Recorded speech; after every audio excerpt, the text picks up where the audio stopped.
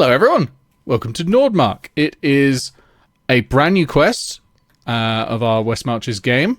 We have a brand new group, and we're off to do what is known as a milestone quest. So milestone quests are a bit like, kind of like, you know, raid dungeons, that sort of thing. They're big, they're extra complicated, but once you complete this, everyone gets to level up. Every single character in Nordmark is going to hit 5th level.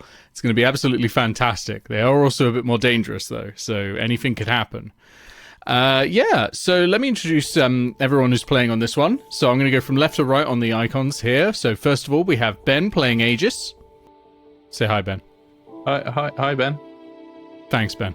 Then we have Enfys playing Imp. No. I almost went Imp. Amity. God damn it. Surprise, Imp's back. Yeah, that would be a plot twist. Hi, everybody. Thank you. Then we have Mr. Blue as Nigel. Hello. We have Pastel Raven as Thorek. Hey. And we have Bisected Brioche as... Oh, if I put my hand there, it's like I'm gently holding the Tattle. As Tattle. Hey, everyone. Get this Tattle away from me. There we go. So they're off on a seaborne quest. They've got a boat. They have a rough destination. They know roughly sort of the direction and that sort of thing. And all they know is it keeps calling to them in their nightmares. So you have a road all the way to the docks, which is the fortress in the north. I'm going to assume you're going to start up there. Because we're gonna go all the way down to Chafford. Yeah. If not, I will cry.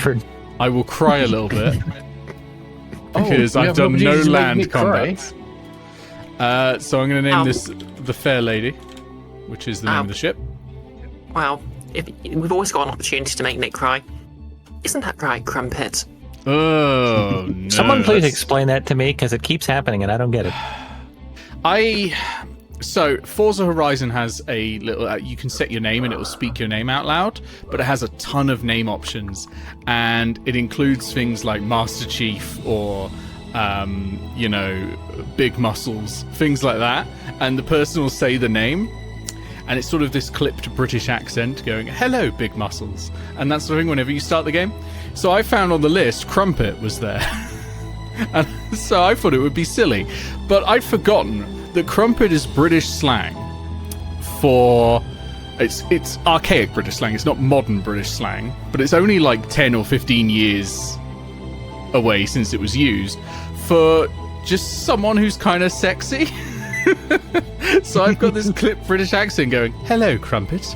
And it's... all right. And Bree now has realised how much that torments me, so keeps impersonating that sound. I impersonate no one, Crumpet. So yes, you are all at the docks, at the northern bastion that is sort of still under construction, but the docks are there, the docks are working. And you're about to set sail on the maiden voyage of this edition of the Fair Lady, this repaired version of the Fair Lady. And so we have the crew here, everything's loading up. There had to be a last minute change in crew. Unfortunately, one of the people turned in sick all of a sudden. But luckily there's a replacement. There's this huge hulking wall of muscle who assures everyone that he's a very good cook, honest. And is going to be taking over for that. Keeps eyeing up Aegis for some reason. But oh my! Here also is everyone's least favorite NPC, Sheriff Cladus Fairburg Jr. And he's holding a bottle of white wine from, and Aegis will recognize this, from Frida's Vineyard. He goes, well, I don't know too much about the sea. I don't know too much about all them thingamies that you gotta be doing, the beating offs and all that, but what I do know, that is a sailing term, what I do know is that when you set sail on a ship, it needs to be hit with a bottle. and I'm ready to do it. Anyone want to say any words? You there, Captain Nigel, why don't you come up here and say some words for your vessel before I hit it with this here bottle? I suppose I could. May the ship hold strong and true and carry us towards our destination on the horse mistress that is the sea. Wonderful. And he smacks it with the bottle, and the bottle just bounces off. You know, dunk. Let me try again. This glass must be stronger than I expected. And it's just beating this ship mercilessly. I assist by casting magic stone on the bottle. Yes. Okay. He gives it one more strike, and it goes crack, and the ship shatters into 3 pieces. Oh no, the ship shatters. No, it's fine. It's fine. He goes crack. The bottle smashes, and wine goes everywhere. It's not sparkling wine. Sparkling wine bottles aren't a technology that exists in Airedale. Not yet. It might. Technically speaking, sparkling wine was originally a defect that occurs from making wine in cold areas because it slows fermentation. So. Yeah, but it broke all the bottles. You need specialized bottles for sparkling wine. Yeah, but like the bottle wouldn't be here, is what I mean.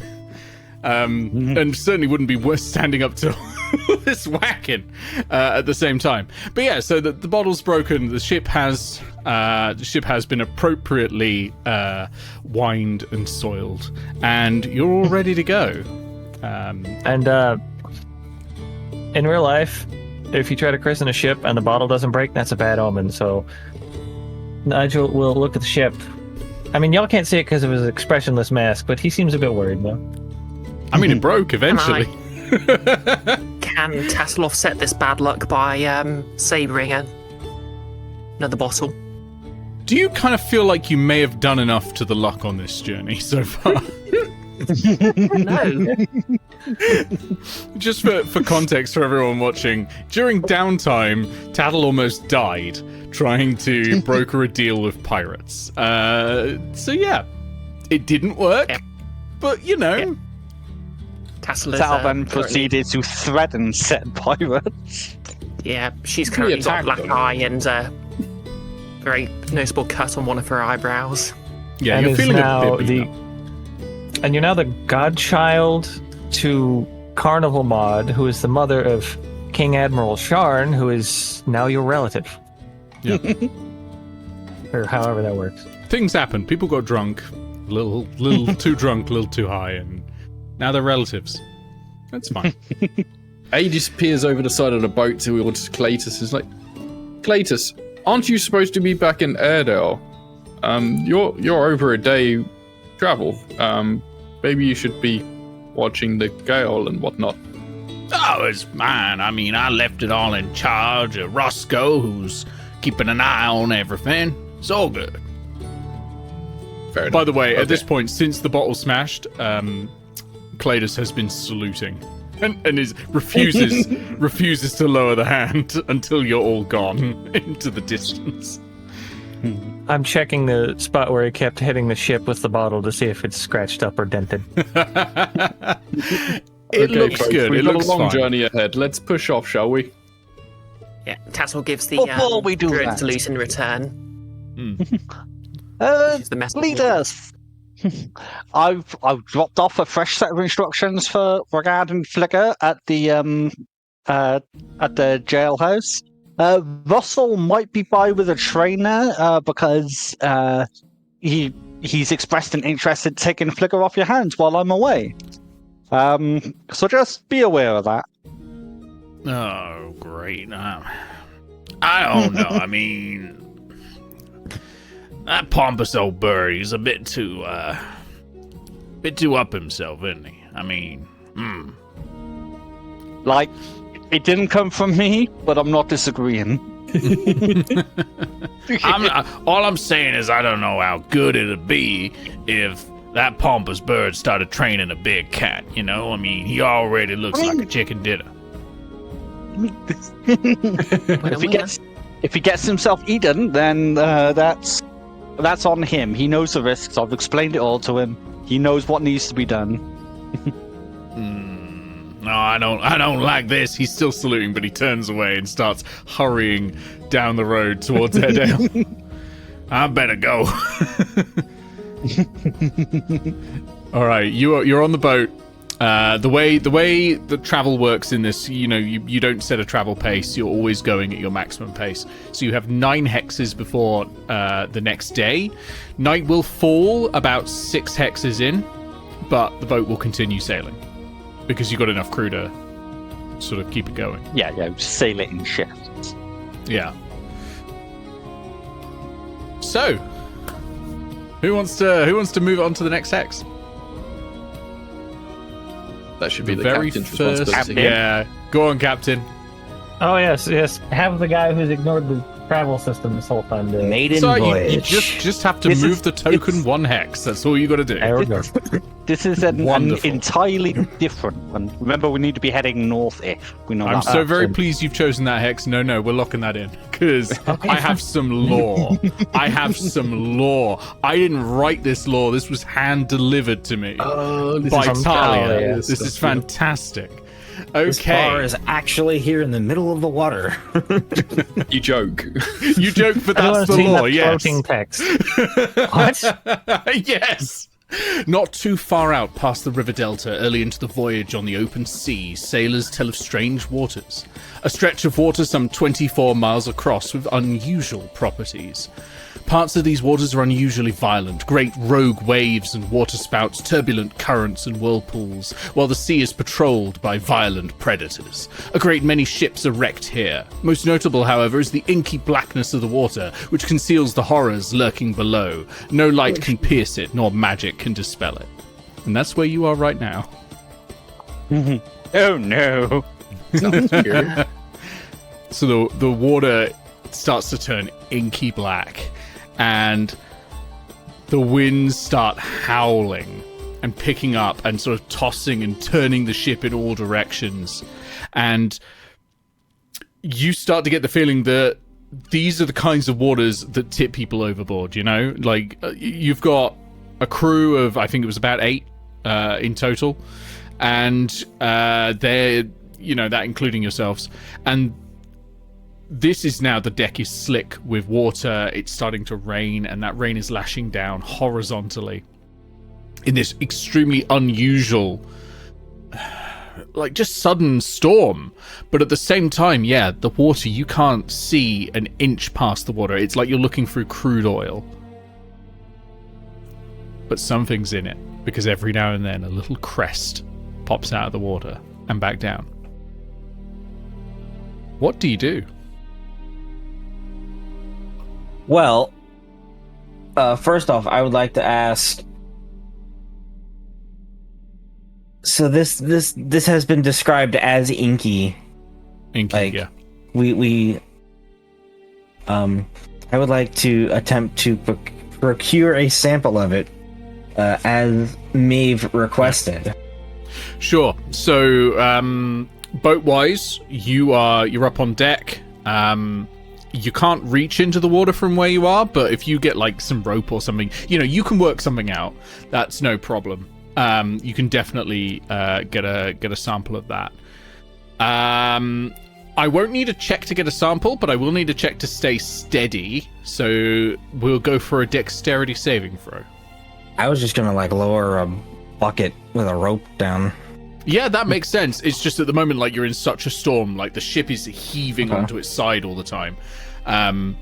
So you can definitely get the sample. It's just the tricky bit is going to be staying upright while you're doing it. And Acrobatics or athletics, somebody give Saving throw. Thorek advantage Dex save. on that by holding on to Dex the save. banister, the gunnel, and holding on to Thorek. I have 12. Yeah, you can I grant would- advantage doing that. Okay. Well, with that advantage, I have a 13.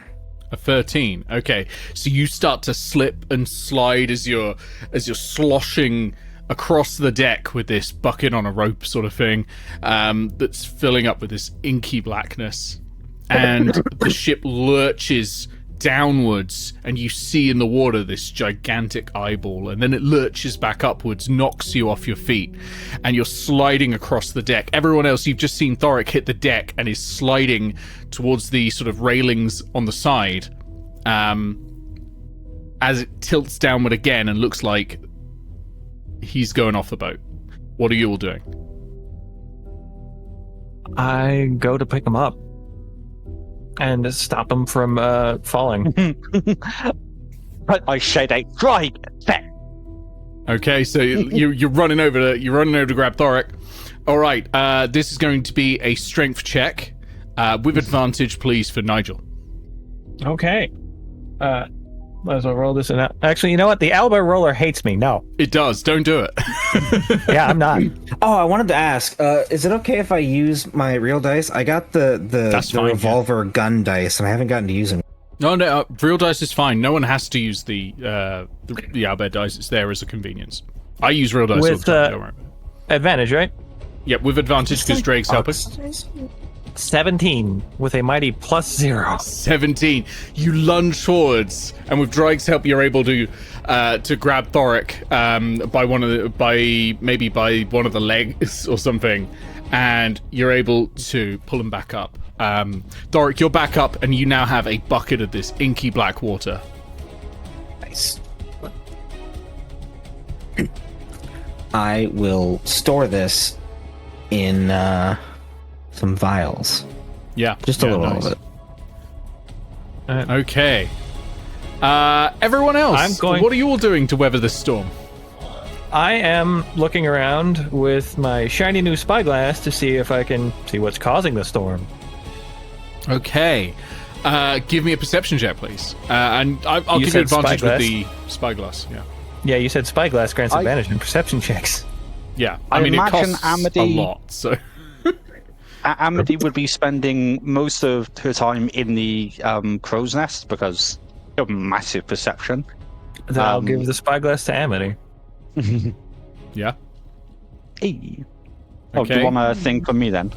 Yeah, perception with advantage, please. Okay. And where you are, I'm going to need a strength saving throw.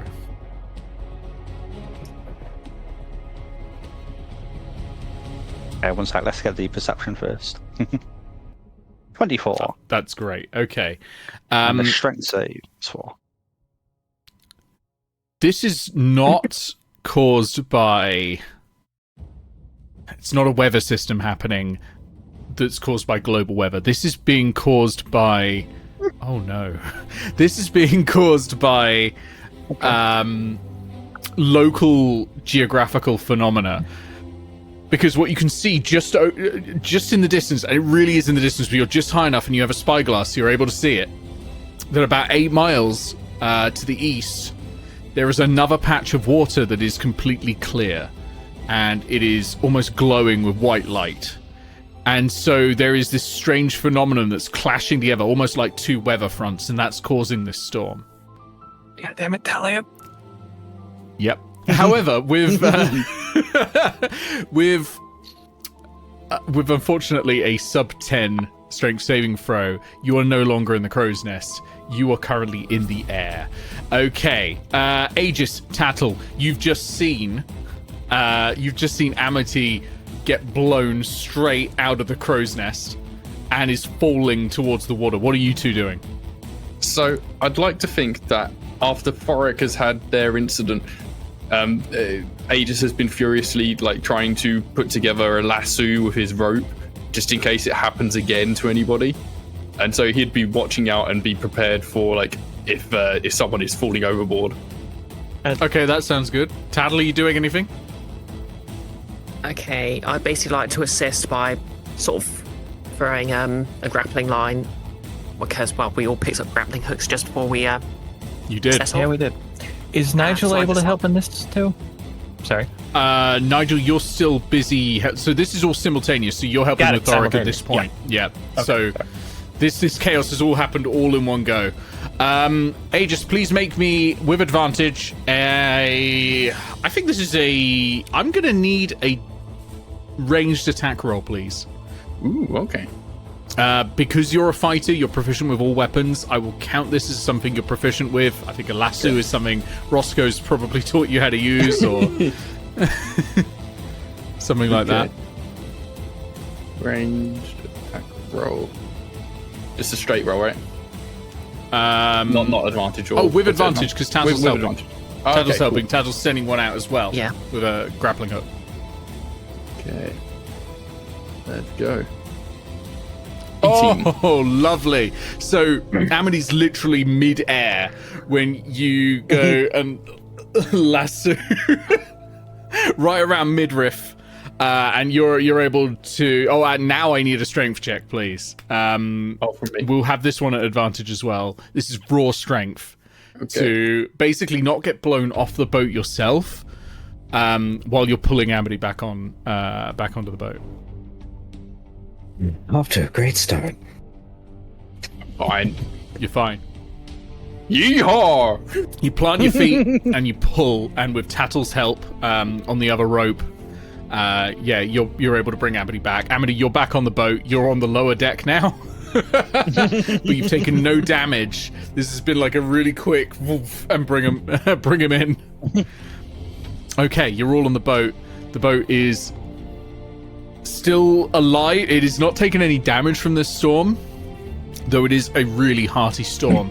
And you see, as lightning starts crashing around you, the sky has grown really dark as well. So you're almost only seeing by these flashes of light in the inky blackness all around you that there is a twister on the horizon, a tornado, and it is sucking the water up. So a water spout going up into a tornado, and it is heading towards you. You've got a little bit of time. How do you prepare for this, and what do you do? Is it the way? Oh, go for it. Because I've seen a path to clear waters, effectively, right? Is it in the way of that path? It is not in the way of that path. It is in your current direction, but you could like navigate away and avoid it for sure. I rolled a con save just for fun to see if Thorek would get seasick, and I rolled really bad. So Thorek's gonna throw up over the edge of the boat. Have inspiration. I love that. That's great. Yeah, inspiration for that.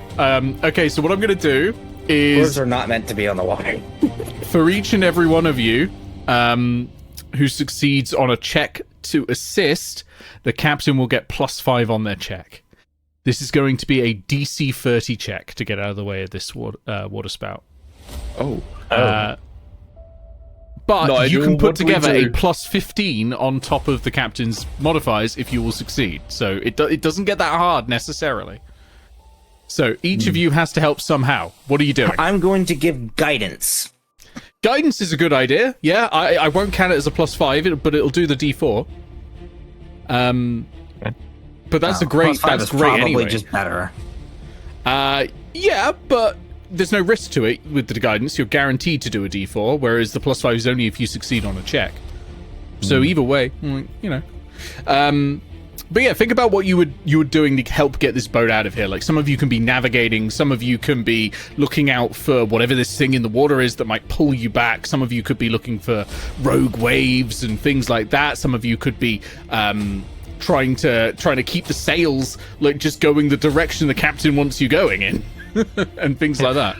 Well, obviously, turn away from the tornado. That's my immediate thought. Yeah.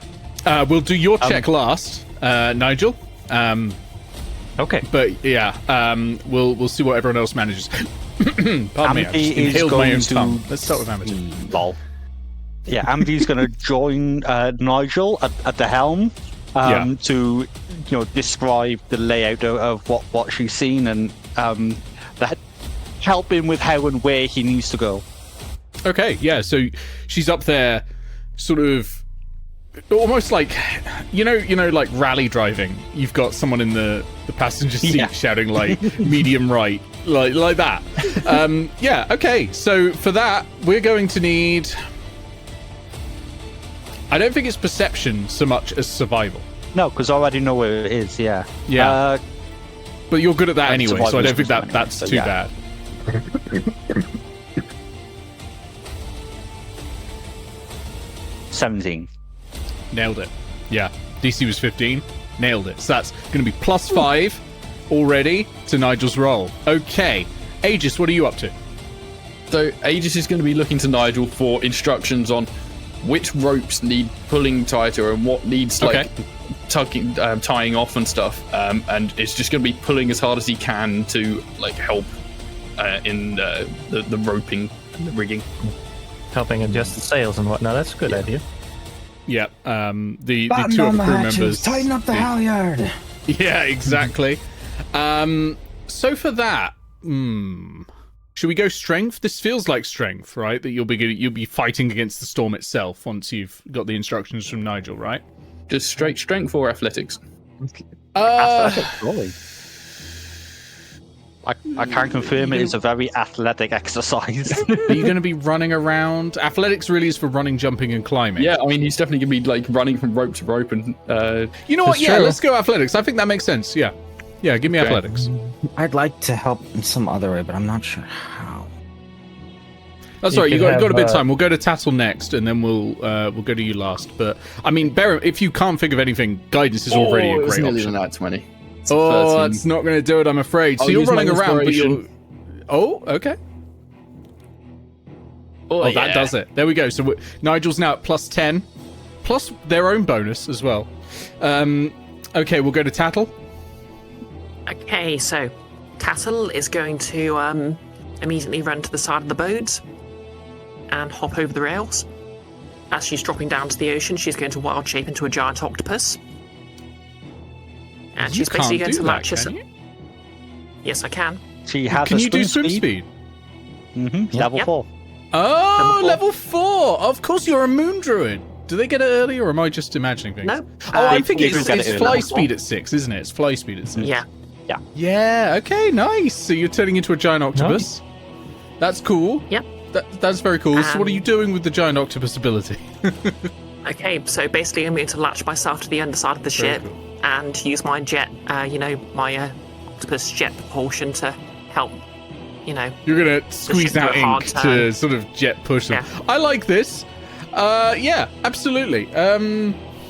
God, what is that? I'm going to take a constitution check, I think. Hey, there's a giant octopus. Yes, using a giant octopus's constitution. I will let you add athletics to this, I think, if you would like. That feels reasonable, but I feel like this is going to be more constitution than strength because it's going to be down to your ability to repeatedly ink yourself. Okay, well, giant octopus only isn't proficient with athletics and neither's Tattle, so that's a +3 that either way. Oh, okay. Wait, sorry, constitution. Yep. No, wait. So yeah, athletics is +3. Dice. Come on, dice, be nice. I said be nice. That's have you got inspiration? Yes. 15. That only just does it. So thanks to you being proficient in athletics. Thankfully. Yeah, you're just able to sort of keep the boat steady and sort of course correct for Nigel. Oh. To be clear, I said I wasn't proficient, so it was just basically raw strength as athletics. I said con athletics. Oh. In that case, I only got a +1, so that's only 13. Oh no! So you're trying as hard as you can, but there's only so much ink in you. So yeah, I'm afraid that's not going to add it. So we're at +10 still. Thorek, what are you thinking? I can't really think of anything, so I'm just going to stick with the guidance. Guidance is great, to be fair. I mean, it's a guaranteed bonus at least. All right, Nigel, over to you. So you are sailing this ship through this storm. Can you give me? I got to call this strength. Oh, I will actually at least I will use my grappling hook and some rope to at least help stay on deck. Oh, that's a good idea. Yeah, that's a good idea. So if something bad happens, you won't get flown off. That's great. We'll say that mitigates that consequence. Yeah, Nigel, I'm going to call this strength. And if you have water vehicles proficiency, you can certainly add that. And you add +10 as well, and you have guidance. Okay, so just a strength check, not athletics. No, strength, but water vehicles if you're proficient in that. Because you can't stack proficiencies. Which I think you're proficient in anyway. Yeah. Sorry, I don't... How do I do a water vehicles check? So if you do D20 plus your strength score, strength mod, plus your proficiency bonus, because you have proficiency in it, and then add the plus 10 as well, and then a D4.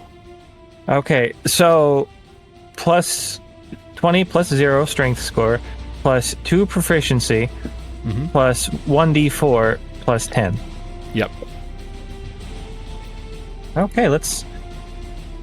This is probably gonna go bad.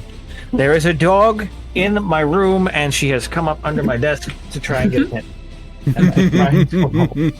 What timing? Yeah, I know, right? You need on average to roll a 16 on the dice. Yeah, I know. You could do this. I totally natural one. Inspiration. Oh boy. Oh no.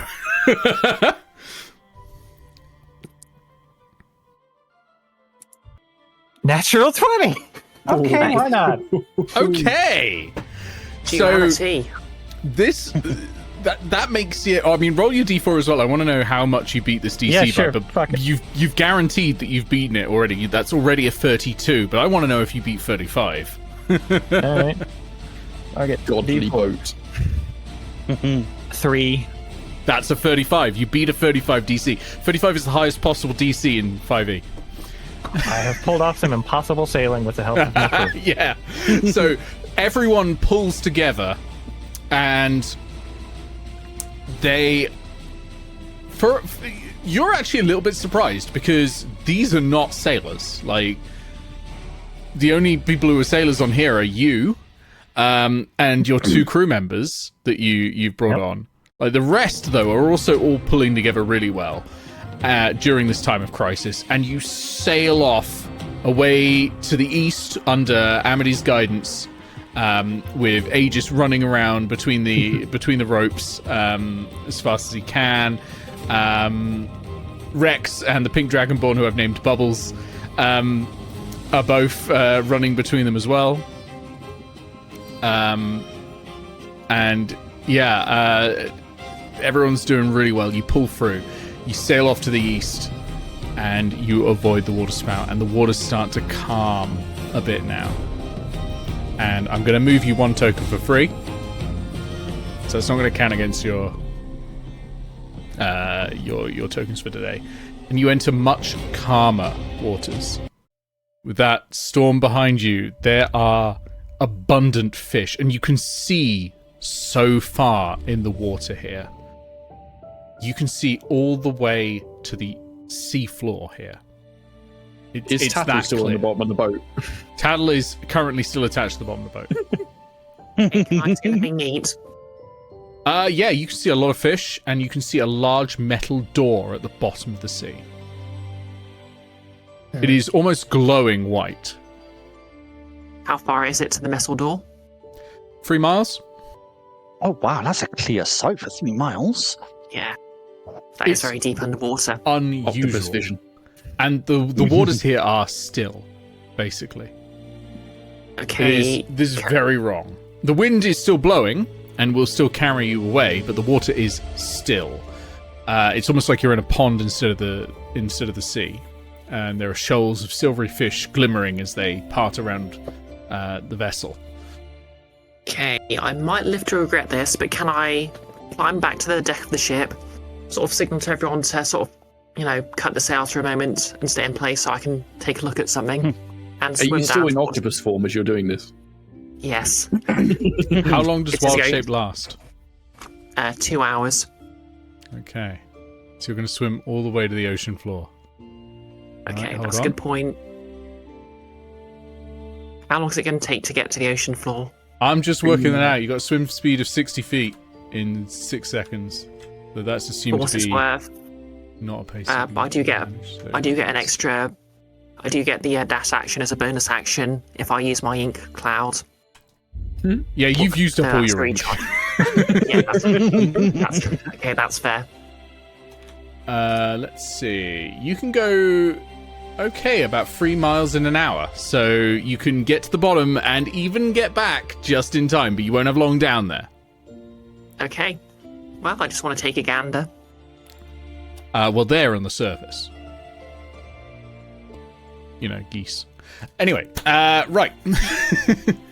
So you start heading down. What's everyone else doing while Octopus Tattle, who, by the way, cannot speak common right now, has just detached from the ship and gone...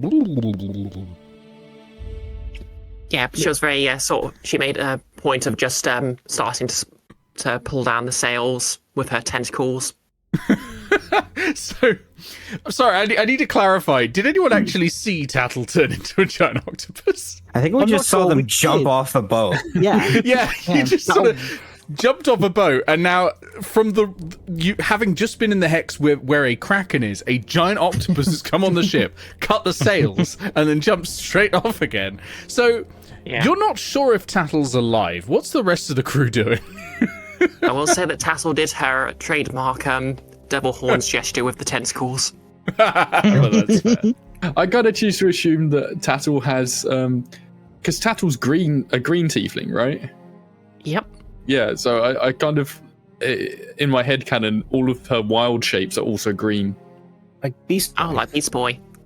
Yeah, I kind of went with that when I was drawing the Same tokens brain. in the carnival.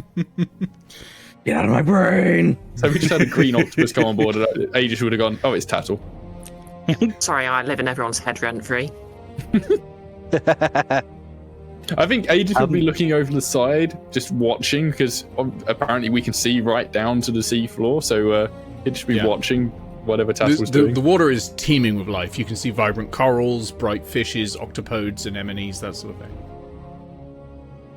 Amity would be taking a moment to just catch a breather after, having been thrown from the ship, dragged back into the ship, and then helping navigate a storm.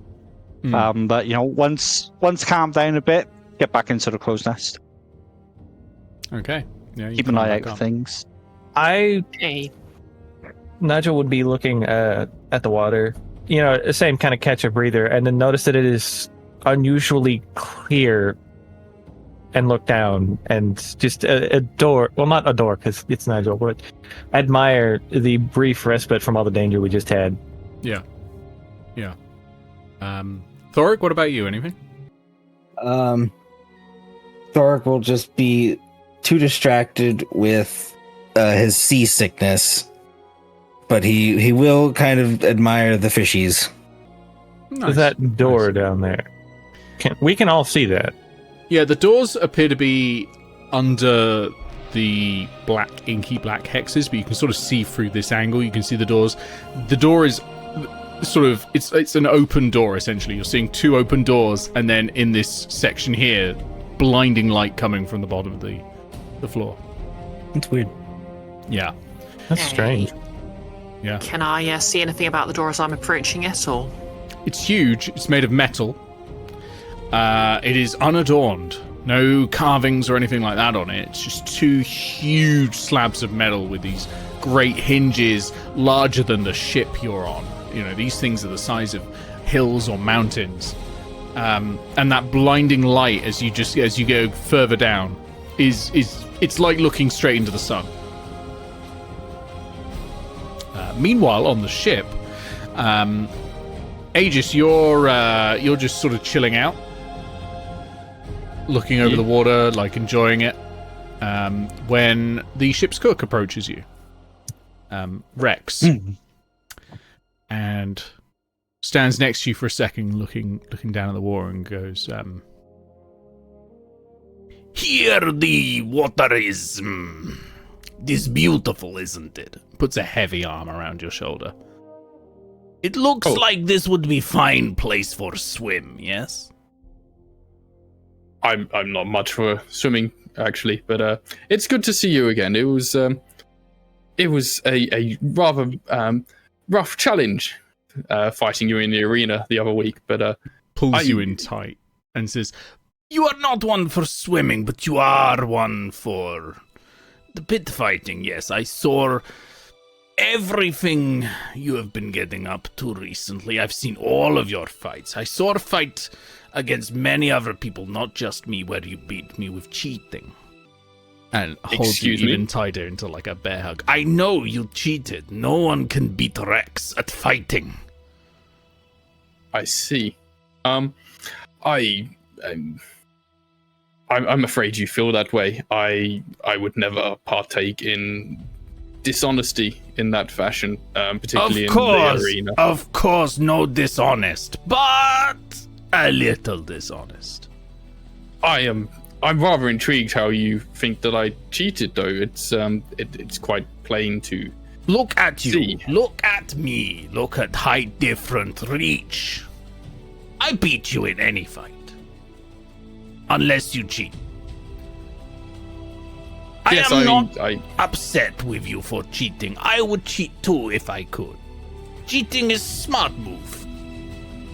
What I want to know, and Rex grabs you, lifts you up, and holds you over the water. What I want to know, dwarf, how did you cheat? I see that. I'd quite Tell like me to, secret. I'd quite like to know this myself. I'm not capable of any magics or Tell me secret.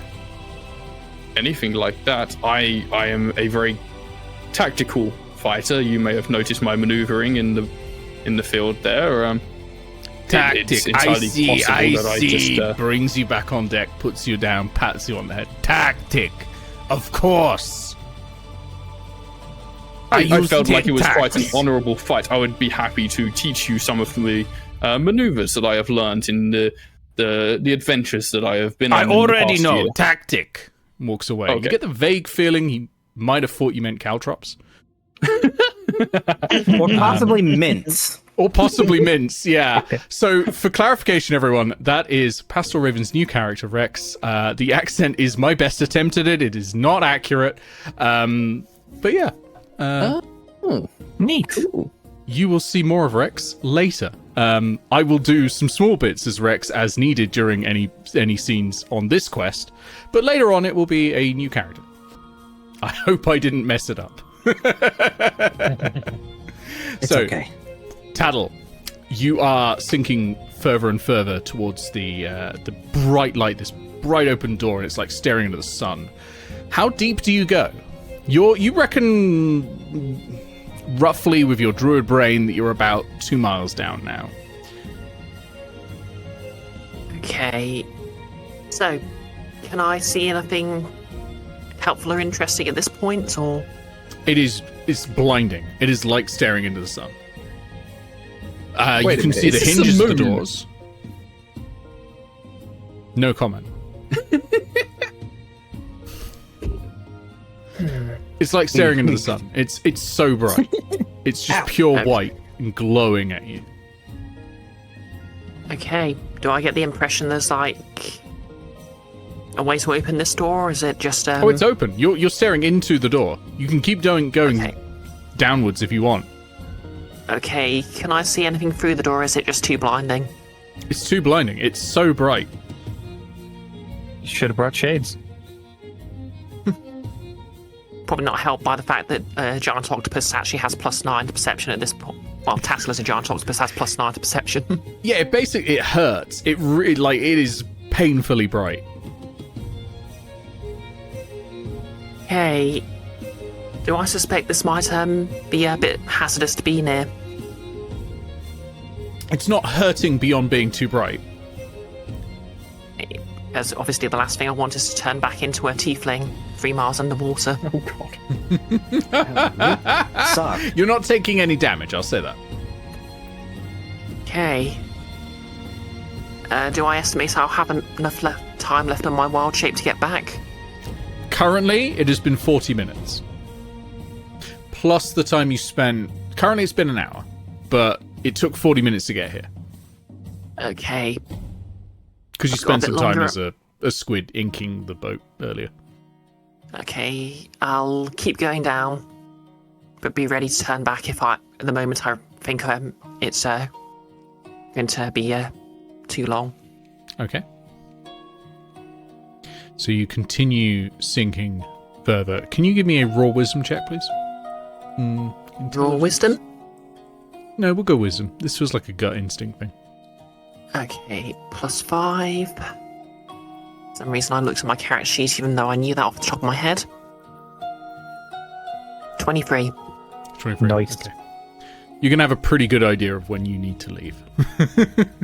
Okay, cool. Because, like, it's hard to keep track of time when you've got there's no clouds, so you're using your internal sense of time.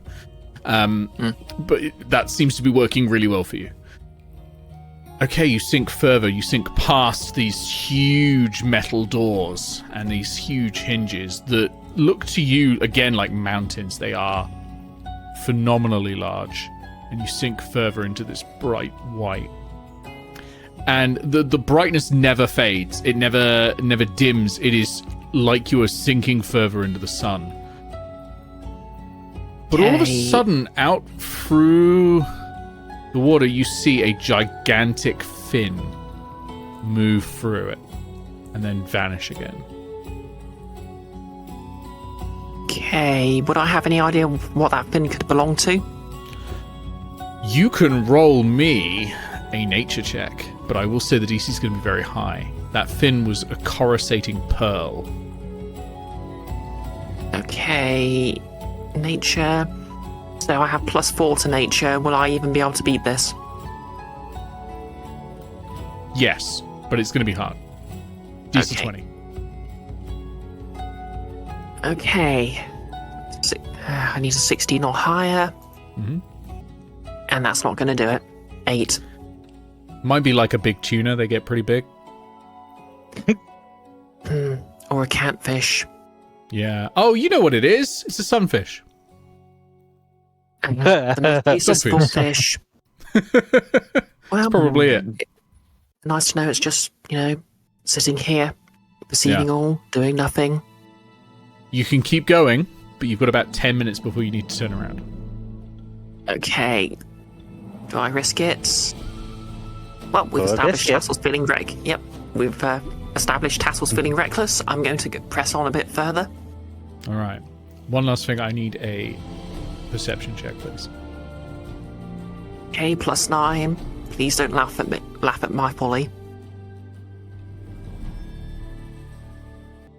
25.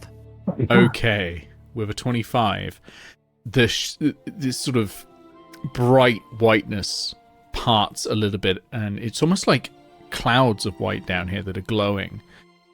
And through it, you see again this opalescent fin, and then attached to a scaled opalescent body, and then the head of a dragon.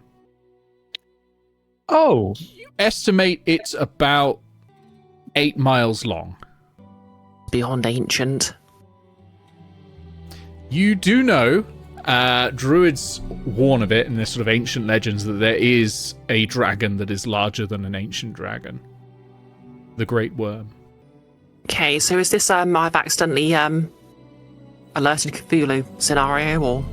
No, Cthulhu's a great old one. A Great Worm is a category of dragon one larger than ancient.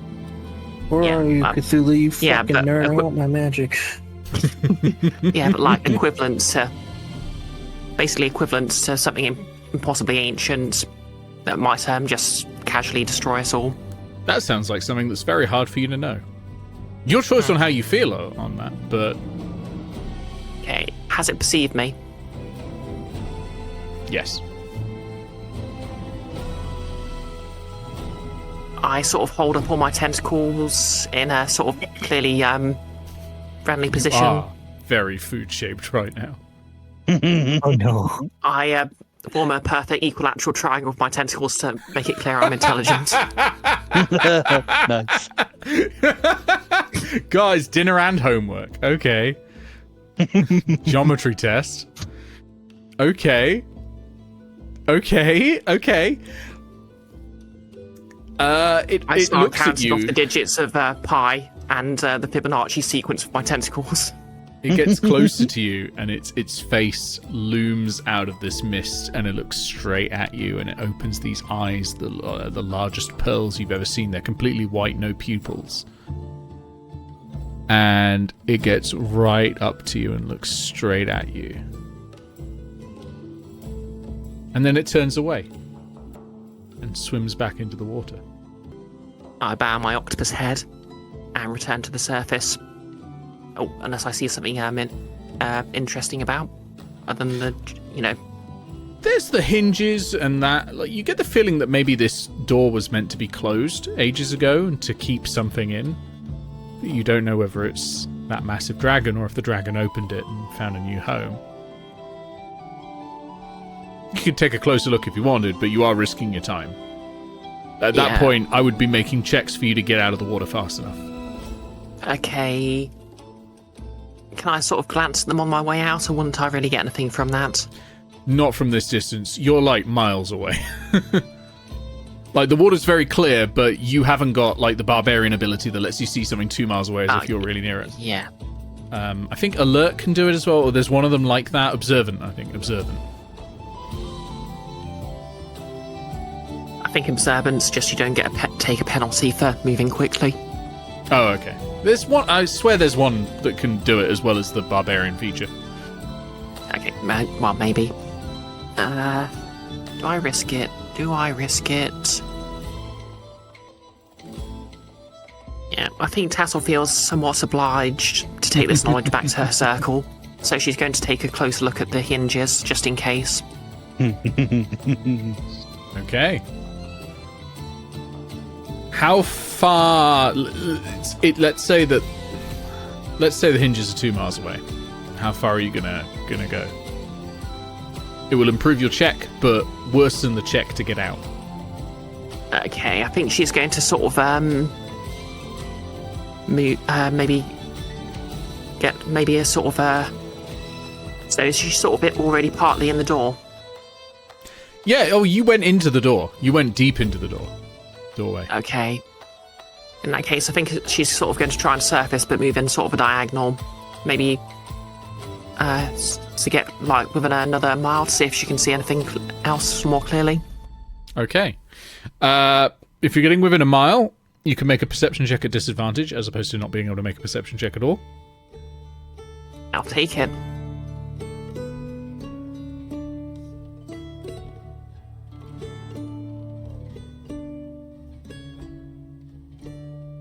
It's a good thing you got that. Oh, no, it's disadvantage. Oh, that's a disadvantage. No luck, I'm afraid. They are simply their doors. Now I'm going to need...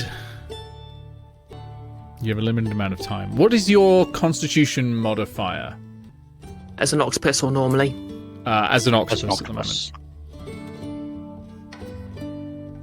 It is +1. Okay. That only gives you an extra minute. That's not good. Okay. I'm going to need a constitution check to try and get back as quickly as you can without, 1, taking any exhaustion, or 2, if you fail it by 5, and this is going to be a DC 15 check, if you fail it by 5, you are going to be unconscious in the water with 0 hit points. And that's 0 hit points after Wild Shape is dropped. And which regular viewers will know it's basically as good as dead. Not necessarily. You have a little bit of time. Because you'll be in the water. I mean, you'll be a mile away from the boat now, but you'll be in the water. Of course, being unconscious, I won't be able to burn my second Wild Shape. No, it's tricky. Do you have to leave Wild Shape to use a second one? Yeah, I think you can just do it like before it expires. It's because, unfortunately, in this case, she's going to drop in one go with no chance to take a bonus action to re-up the Wild Shape. She'll be unconscious immediately. That's the way suffocating works. Here we go. Oh no. Ah, see, that has failed it by You can more have than my 10. inspiration. I don't think inspiration works that way. No, sadly not. So, can I get a perception check, please, from Amity in the Crow's Nest? With advantage. With advantage, yes. because of the thing. Yeah, let me just double check my number because this needs to be as. And I'm going to start the Let's see. timer. Okay.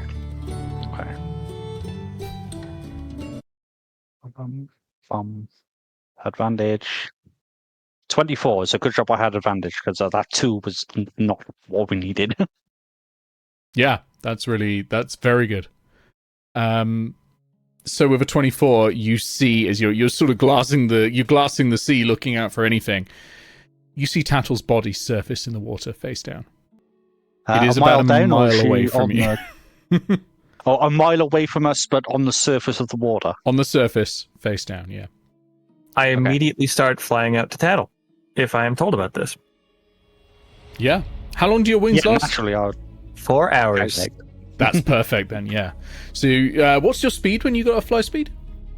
It is the same as my walking, which is right now 30. So I could dash, but Well, you can dash. You can go as fast as you want. If you want to go as fast as you want, because you'll be doing it over a protracted thing, we'll essentially use like the chase rules, where after a certain point you need to make Constitution checks to avoid exhaustion. But you can do that to rush out there. I will note you're in a boat that has a movement speed of 60 feet normally. oh, okay. So immediately turn the boat around then. Okay, so you start sailing the boat over. So to try and get as much speed out of the boat as possible, I will need.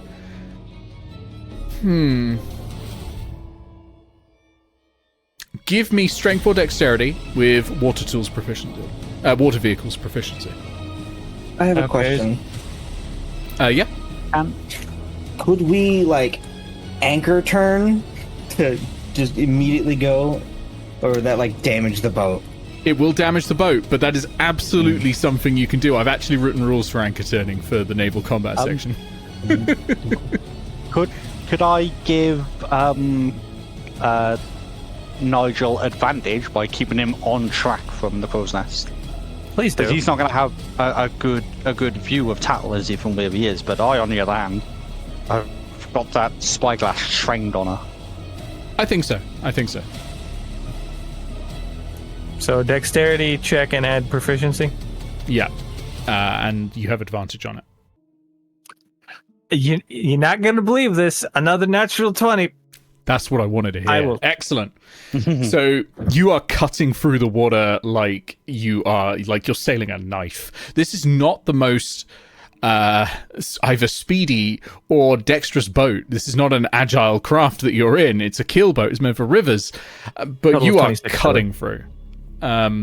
You are cutting through that water, and you get to Tattle. I'm going to say after 2, because it's an at 20. I was going to say after 3. I'm going to say after 2. Tattle, make me 2 death saving throws, please. Hey, let's hope I don't get 2 crits. Or even Bounce. 1 crit.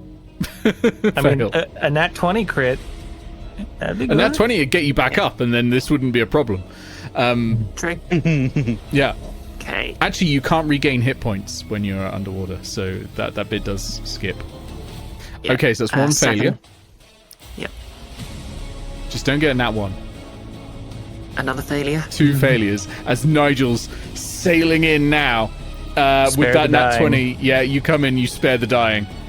And Yeah. I rush in. Tattle's gone down in the water. I'm gonna go get her. And I fly in, spare the dying, and fly her back onto the boat. And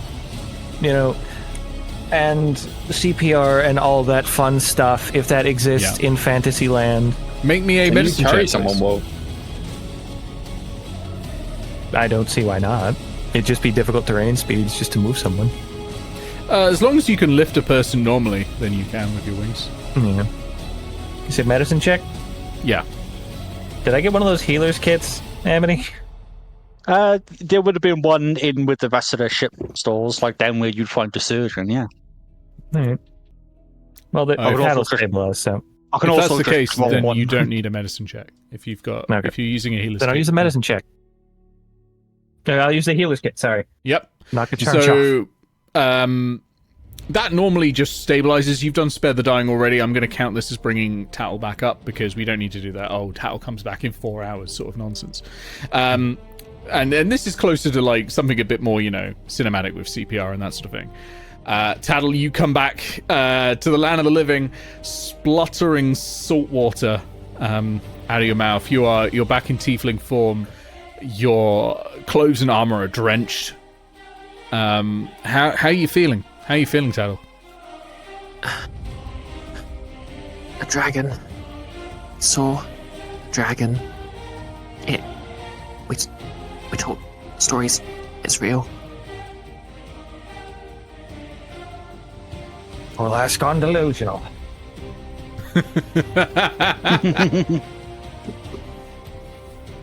Catch your breath, Tattle. We can talk about your visions when you've gotten a bit more yourself. They weren't Bubbles, the pink dragonborn, visions. stands over you and goes, Visions. They weren't visions. I saw it. Question, by the way, Nick. Would Tattle have heard a name for this creature, or...? no, you failed the check. Okay. Bubbles towers over you and says, all right then, lass, come with me. I don't rightly think you're feeling too well. It's not the voice I expected for Bubbles. Yeah, Bubbles was a woman, but sure. She's I can got get a this woman's voice voice. now. All I had Fair for enough. my notes was pink dragonborn, all right? And then they said I can do whatever I want with it. No reason when we can't have a rough voice, thank you very much. This is true. Exactly. So she lifts you Very up true. and goes, come on then, let's take you to bed. Carries you like fireman's lift straight to bed. Right. Okay. And she coughs up a fish. Cough up a whole fish. Yep, absolutely. Bubbles catches it, hands it to Rex, who's going to cook it for you later. Is it a Thorek sunfish? throws up again. Hey, that's an interesting question. The waters are seemingly magically clear. What happens to the vomit in the water? Oh no, Oh, no. I mean, it's a great question. It's just floating on top. the fish are eating it. Yeah. Oh. They probably would, but ew. Oh. Yeah. Let's You've not. surrendered your perfectly, your partially digested, delicious, protein-rich slurry. Yeah, let's Yes. not continue with this. You're a miniature whaleful. Moving Right. right along. Yeah. Where do you want to go next? Now that while Tattle's recuperating and babbling about dragons. Let's head north. Let's get off of these funny lines. It was in a dungeon too. Yeah, let's get out of. Would I be able to see a storm like east again? Like, Yeah. we're in the middle. Okay, yeah. So north. Okay, you head north. Okay. You're sailing on for another hour or so, and you pass about 8 miles north, and you start to see bits of detritus, bits of wrecked wood, and little chunks of crates and that sort of thing in the water, and they start to get denser and more frequent.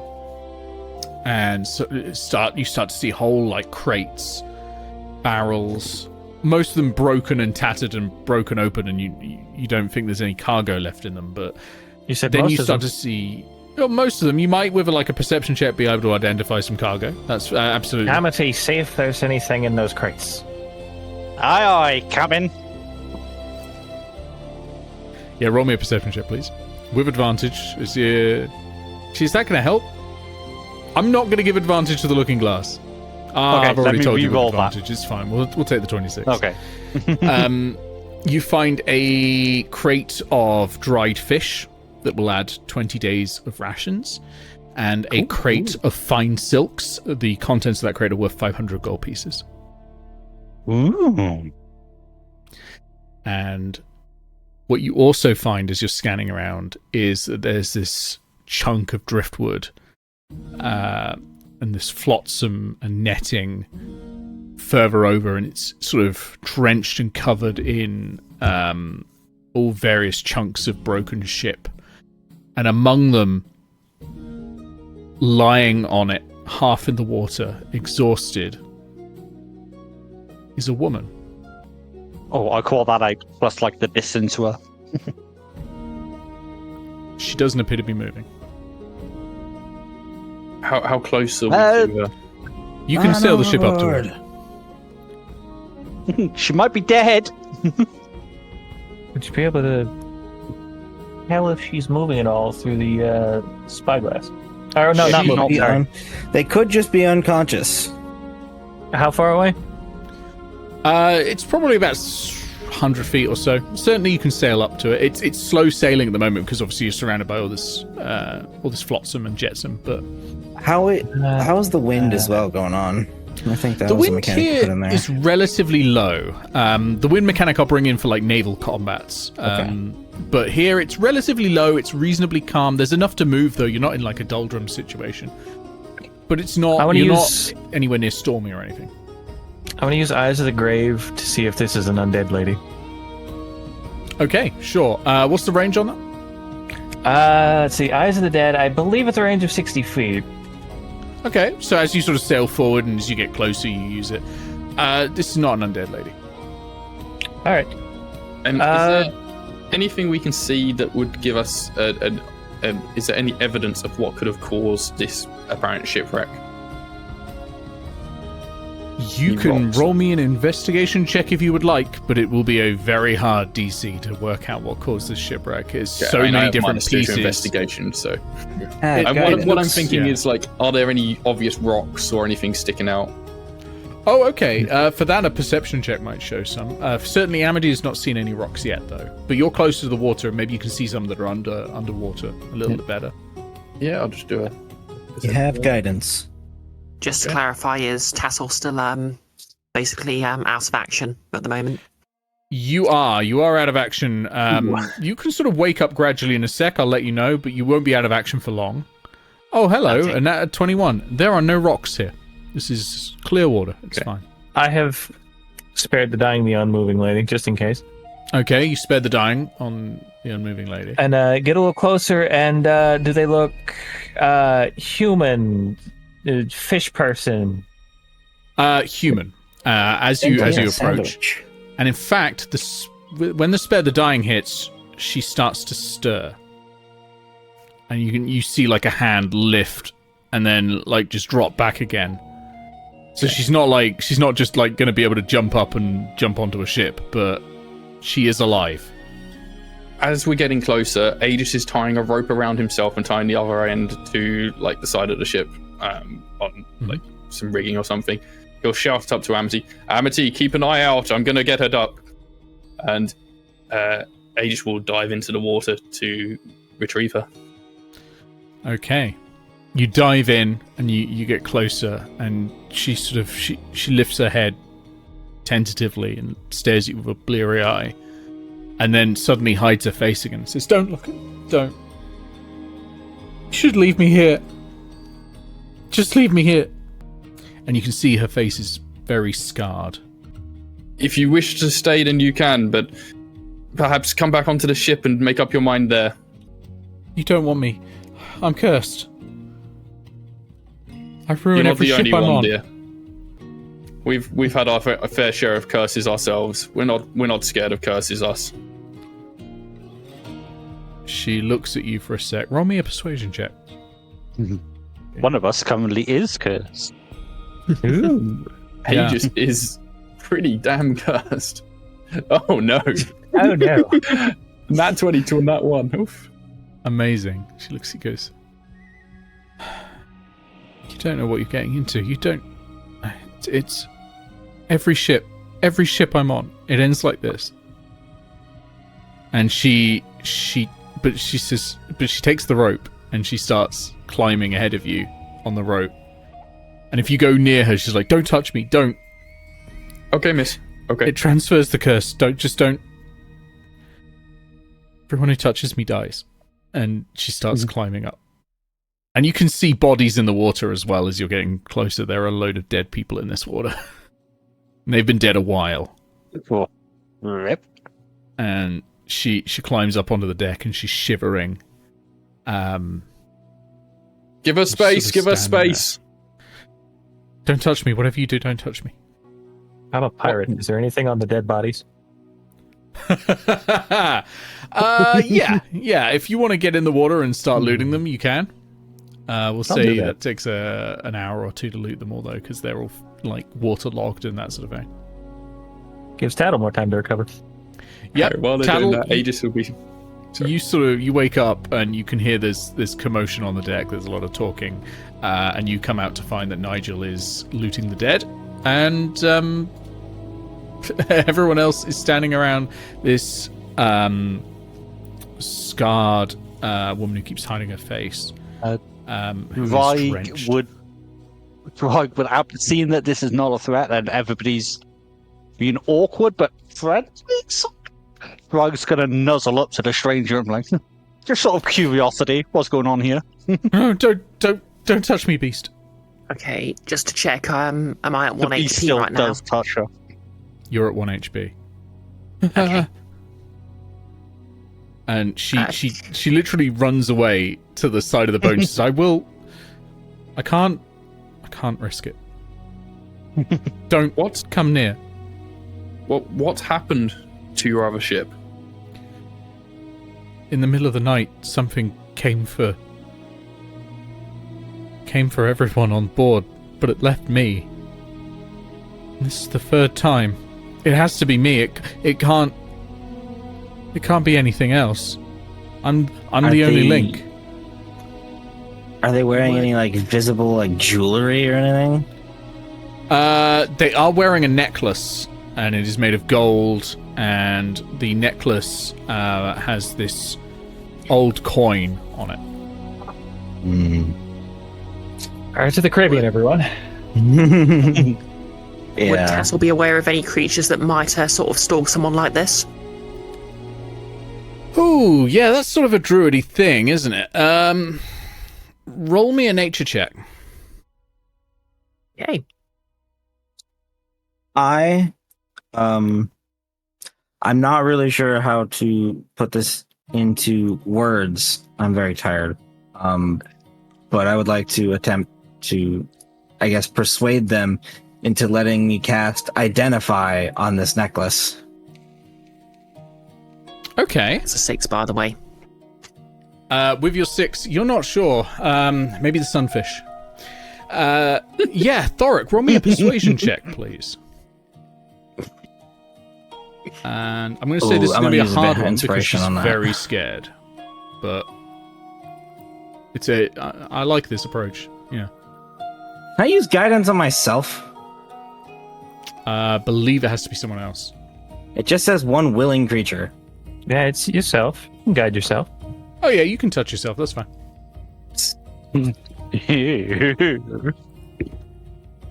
Nick.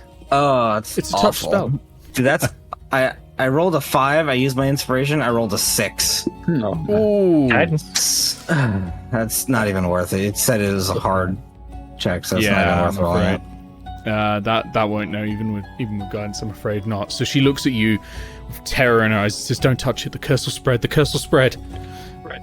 What if I've got like a mechanical arm. Like it's not flesh, so maybe it can't transfer through that. You also have a giant golem. I do have that. You get the feeling that she's not really thinking perfectly rationally right now. So she spent so long in the water surrounded by her dead loved ones. Where are you going, miss? She's just panicking at the moment. Can I just like... This is gonna sound wrong, but I just want to like knock her out. Just You can try to attack her. bonk on the head. You can try to attack her if you want. And that's something you can do. The rest of the crew may look upon you with some sense of confusion and possibly be a little upset with you. But you can definitely do it if you want. Hey, Thorek, if something is attacking things around this lady and apparently protecting her, that may be a very unwise decision. Okay. Question. And? Can I ritual cast speak with animals while this is going on? Yes, you can. Also, we're getting an echo from somewhere. But yes, you can ritual cast speak with animals. It's coming through Enfys. Oh, my bad. I got nothing then. All right. I suppose since I said I'm looting all the bodies, I'm gone for this whole conversation. Yeah, that makes sense. I think it's going to take you an hour or two to loot those bodies. You get a total of 35 gold pieces. Nice. All right. And I'll hand it back off to the lady. This was all I could recover from your friends. I'm sorry. Oh, you also get... Sorry, one other thing. Wrong thing. You get an indecipherable treasure map. It may take some work to work out what's on there. Okay. I will add that to my notes.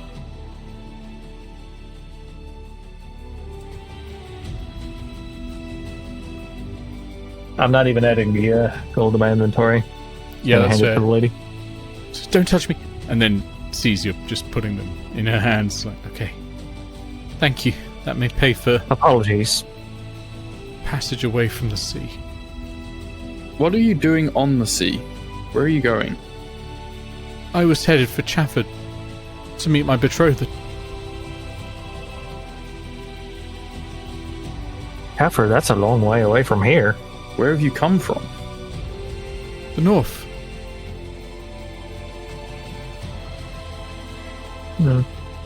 That's something I mean to get up north. You must have been on the sea for a very long time. Days, yeah. How many ships have you wrecked on this journey? This is my third attempt at the journey. Oh my. I'm afraid we're heading to the north ourselves, so we won't be going in the right direction for Chafford, and you're still a long way from shore. If you know what's good for you, you'll drop me off as soon as you can. Maybe the curse won't take hold. Did you say you're cursed? Me having missed the rest of this when I was checking the bodies. Cursed, every ship I'm on sinks. And everyone dies. Except me. Huh. That's interesting. Well, she's not undead, and like I know Thorek wanted to see if the necklace was cursed, but Nigel would probably assume either the lady or something on her is cursed. Could I do some kind of arcana check? Yeah, make me an arcana check, sure. I'm just gonna while this is going on, I'm just gonna ritual cast detect magic, I guess. Okay, yeah. Speaking of, have I managed to ritual cast speak with animals yet? You have. You can now talk to animals. Me and my mighty 7 arcana. Could I... Okay, could I basically sort of try and get the attention of some passing sea life and ask if... basically I want to ask... So, this lady seems to think a large creature is stalking her. Anyone seen anything like that? Too bloody right I have. Large creatures stalking all of us. They're called fucking sharks, mate. Okay, you know what I mean. Something You've seen the unusually size large. of them? Some of them are like 15 feet across. Yes, I'm familiar with the very large sharks. We're talking something large enough to destroy an entire ship. Nah, I don't know anything about it. Okay, nothing, not seen anything, that might have wrecked this ship. She gestures to the wood in the water. I ain't been following it too closely, but it looked like it just fell apart. Just fell apart. Lovely. Yeah. Nothing attacked it. Well, I don't know. I was too busy running away from sharks. Yeah, that's fair. But you didn't see any... I'd imagine if there was something bigger than a shark, you'd have noticed it, right? Oh yeah, I'll be running away from it.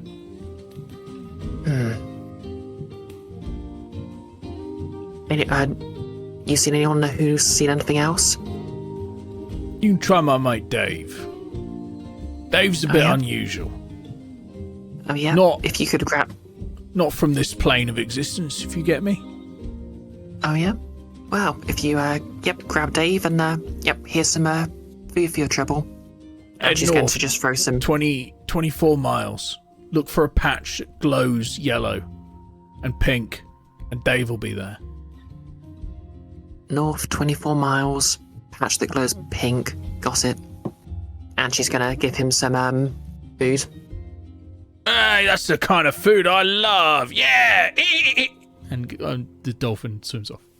Okay, so this is a dolphin. I never clarified that, but yeah, this is a dolphin.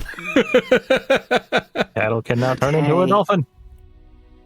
Okay, so I've spoken to the local sea life.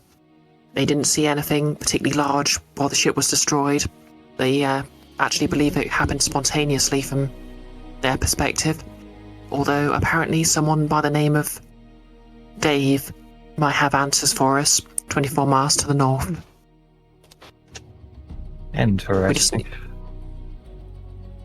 Although Looking. the last time I looked for a glowing patch in the sea, I did nearly drown, so do with that information what you will. Okay, so hearing that the ship apparently just fell apart, does it look like the ship flotsam is damaged, or it is literally just fallen apart? It looks damaged. Yeah. All right. It looks like it's been damaged from the inside. Uh-huh. Amity, you're good at reading people. Is she on the level? You can give me an insight check if you want, Amity. Sure, I'll give you Can an we insight cancel check. assist? I'm over the crow's nest. No, you were too busy talking to aquatic animals. That's fair. And then once we've done the insight check, where I am think I? Thorek's detect magic will ping. 6. 10. No Dice idea. really don't want us to figure this one You're out. not getting a read on her at all. I think the panic is masking your ability to really see intent any more than that. It Also, doesn't I help that haven't she left keeps the hiding her crow's face nest. as well. Yeah, and you're also you're doing it with the you're doing it with the spyglass, and that's not really helping from this closer distance. Yeah. Okay, and Thorek, you complete your detect magic ritual, and she is glowing brightly. What kind of magic? Illusory. Huh. I will take the captain aside and inform them of this. That's interesting. For those that know there's an illusion there, a lot of illusions come with an intelligence check to try and see through them. If you More to wanted the to give it a point, go. a lot of illusions are dispelled by physical contact, or given away by physical contact. As Wait, I know Amity because she has said that such that the spell. Sorry. Yeah, Amity said the drag was gonna nuzzle against her, right? Yeah. That It was didn't not break dispelled it. by physical contact. They don't get dispelled so much as you see through Yeah. them. Well, Yeah. can I attempt to see through it then? Yeah, same. No, No? Oh, can't. interesting. Can Tattle try and My bad. I True. misread. You can. Yeah. Make me an investigation check. Okay. Investigation. I missed a line. I would like to help because I am also concerned about this. Okay. I got a 23. 23. Okay. And we're going to stop there for a break. Wow. Wow. Cliffhanger! Yeah. We're gonna. No, you know what? I'll tell you what you see. I'll tell you what you see, and then we'll stop for a break. You peer closer and closer, and the problem is the hands. The hands are not Their right. arms are too long. She was made by an AI. And the hands are fucked up. No, as you look closer, the hands aren't right. The fingers are bent backwards. And oh as you shit! look closer, you see the illusion fade a little for a second, and you see these really long claws. Oh no! And they're dripping wet And the illusion then just drops for you, and you see a sea hag. Uh-huh. Lovely. And that's where we're going to go for a break. So, while we've rolled initiative, a fight is not necessarily happening just yet, because currently the only people who know anything about this are Nigel and Thorek. Oh, I need to put Dragon. We were discussing this at the start of the break, Nick. Would the sea hag know that her disguise has been seen through? Not unless anyone mentions it. Okay. I assume next to the captain's wheel is Steely Dan. Where was the secret? Yeah. He's up there. He's just kind of been keeping watch on Dragon's going to deck. be this side. It keeps. Question before we get started: how high up is Amity right now? You were in the crow's nest, right? So we're Yep. going to say you are 30 feet up. It's not a very high. How high was that? Sorry, 30 feet, sorry. 30 feet. Okay. Yeah. Well, I just didn't hear it the first time. No worries. Can they do the thing where you like grab onto a rope and swing down? You can certainly try that. It's a check, but you can definitely give it a go. I mean, It's cool. I don't need to do that. I encourage doing 3d6 that. damage. Don't fail it. So, Okay. it's down really to Thorek and Nigel. What are you going to do? The rest of the party don't currently Alright. suspect much. If possible, I would like to. Maybe I would need like a stealth roll for them. I don't know if they're able to hear this, but I would like to whisper to Nigel. There is a hatch below the quarters. Probably very hard to hear us down there. I mean, yeah, but we've already gone in Yeah, no, fair into the enough. room once, and it would probably be like super suspicious if we went back in there. Yeah, no, Oh, fair yes. enough. So I would like to try to whisper to Nigel that is some sort of creature with illusion magic. Okay. Would Nigel, being a pirate, recognize what a sea hag is, being they're probably a threat on the open ocean quite frequently? You know, someone who uses illusion to disguise themselves and trick other people into getting I killed. think that's a fair assumption for you to make, Nigel, considering aquatic adventures are kind of your thing. I think that's fair. Yeah. Yeah. Okay. You don't So know I for would know it's a sure. sea hag. Thorek does. I would Or will in assume a sec. But it's a you don't- sea hag. You can definitely assume that. Okay, well, I have assumed it is a sea hag, but well, I don't want to, give up To be fair, the you have an ghost. accurate description now, haven't you? So. Yeah. Okay. No, with the accurate description from Thorek, Your call here, Cotton. that's a good question. What to do? I have an idea. A dumb Sea hag idea. moves away from Amity and Drake. She doesn't want people to touch her, so she's getting further away. Drake is just going to follow and keep on the nozzle. Drake's just being very friendly. Stop, please. I'm so tired. Just keep that beast away from me. We're not in. Pets dry Initiative. as they walk past. We're not in initiative order just yet, are we? Nozzles Amity. as Not well. yet. Please, Okay. please, I'm Druid, going to- please. I'm so scared. Excuse a me. scared woman Excuse is me, running miss. around asking This you reminds to me keep of the that dog on a Cotton. leash. I will calmly walk up to the very injured Tattle.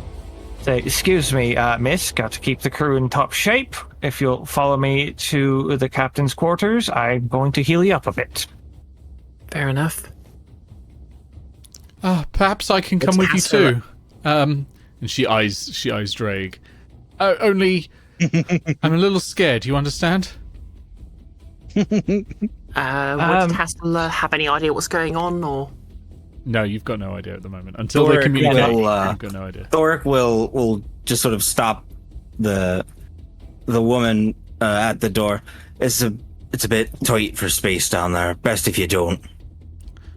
I don't think Miss Tattle would appreciate seeing you seeing her in her skivvies. Well, I mean, I can look away. Please, miss, just take a seat. We'll keep you safe. Well, okay. Can you promise to keep that? And she points to Drake. That thing away from me. It scares me a little. Okay. Right, Amity, this way, can you Miss keep Tattle. this thing under control, please? I assume you call that up to the crow's nest. I'm 30 feet away. If everybody are just talking normally, I'm here. I might not be catching like everything, just a general sort of gist. Amity, 30 tell feet Drake to leave the lady alone. And then Drag does like command. Oi, sit.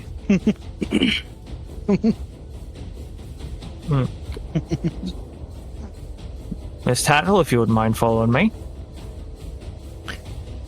Thorek Okay, steps aside. Captain. And dip aside into the secret room. Okay, Captain, am I in trouble now? No, it's sea hag. Meanwhile, Oh, would I know what a sea hag is? Would you? I mean, it's This is a question druid for Ned. hags in yeah, I mean, hags are sort of druid adjacent, but I don't know about sea hags specifically. I think after the Crack in the Crypt session, Hank would have come back and told everyone about the Sea Hag. yeah, they've met one before. Okay. Dwarf, what was your As a name? sea hag. Get ready. They're going to try something, and we want to get the jump on them. Okay, I'm going to need some healing then. That's what I brought you down here for. And I will give you one of my healing potions and cast Cure Wounds. Tattle's going to, well, how much does the cure wounds restore? Let's find out. Wow. Seven. 7. Okay, 7. Better than 0, I guess. Yep. 7, and then the healing potion. So roll that on your own, I guess. Oh, yeah. 2d4 plus 2. Plus 2. Yeah. Where's the D4's gone? These No time to are crack. No time to crack you in the head with the mace this time. these are seats that's on deck, 9. right? Yeah, those are benches. Okay. They're meant for rowing oars. Are there any like loose objects on deck? Probably not, right? Hope not. Catapult. Yeah, I was Yeah. thinking about things I could catapult at them. Hey, I'm just about bloodied, but a CR appropriate encounter probably. It statistically probably won't knock me down in one hit, but still could. I'm That's no, just you a started ballista off the bolt. appropriate So- counters on Hold up, I might have something for your catapult actually. How much did the ballista bolts weigh?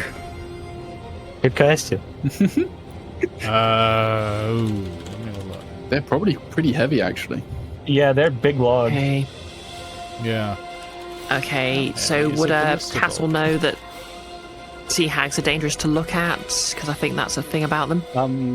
Well, first of all, this is a customized Sea Hag. It may not have the stats you're thinking Yeah. of. Second of all, if Yeah. you want to learn Like- about Sea Hags, you can do so generally. Don't ask about specific features. That's metagame. Yeah. I would Okay. assume that they are dangerous to look at because pirate. So I would say, just to be safe, don't look at it. Okay, I can turn into a giant alright. spider, and I can blind sense it. Sounds like a plan. All right, if we stay too long, they might get suspicious. Any other healing you might want to be able to do?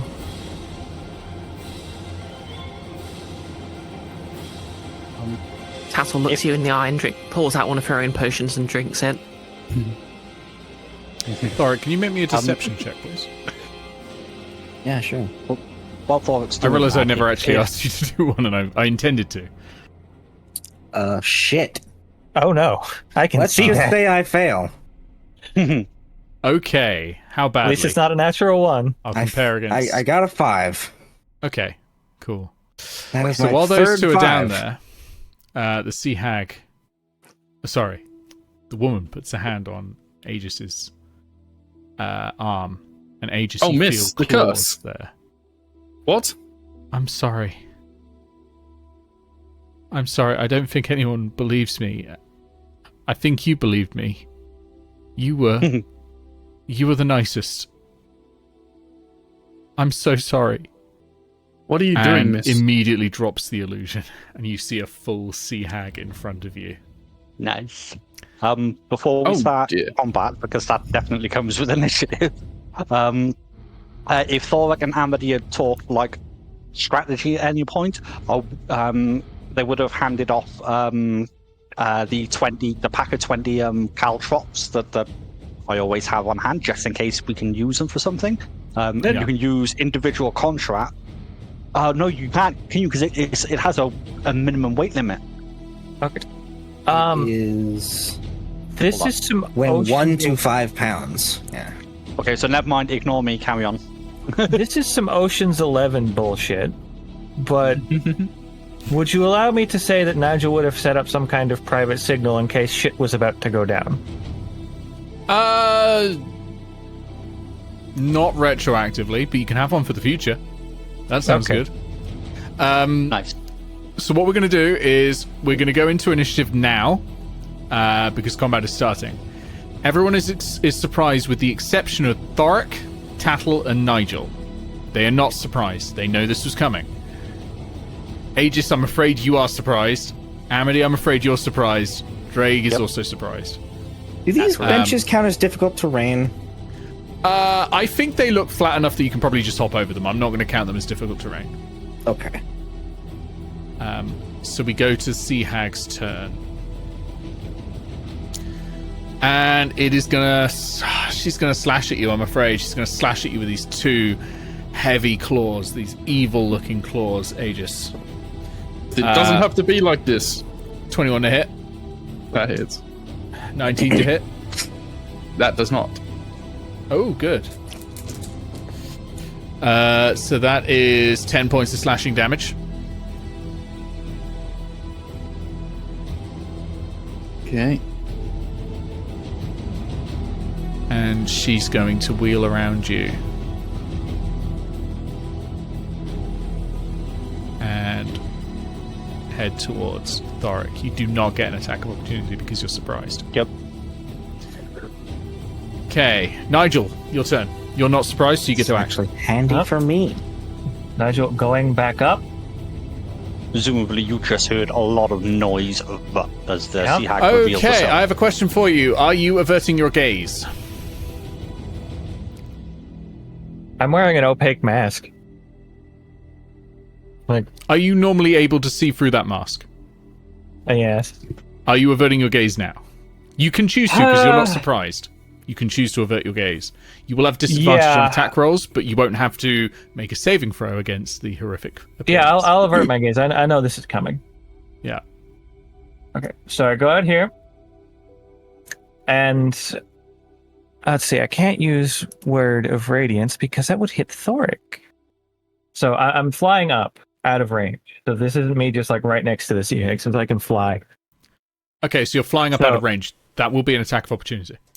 No, I was flying up as I came out of the door. You'd still be within that 5 Fair square enough. there. Yeah, fair you're enough. going to be Fair entering enough. one of those squares initially. Okay, that's fine. I'll take that attack. 19. These dice normally don't roll this high.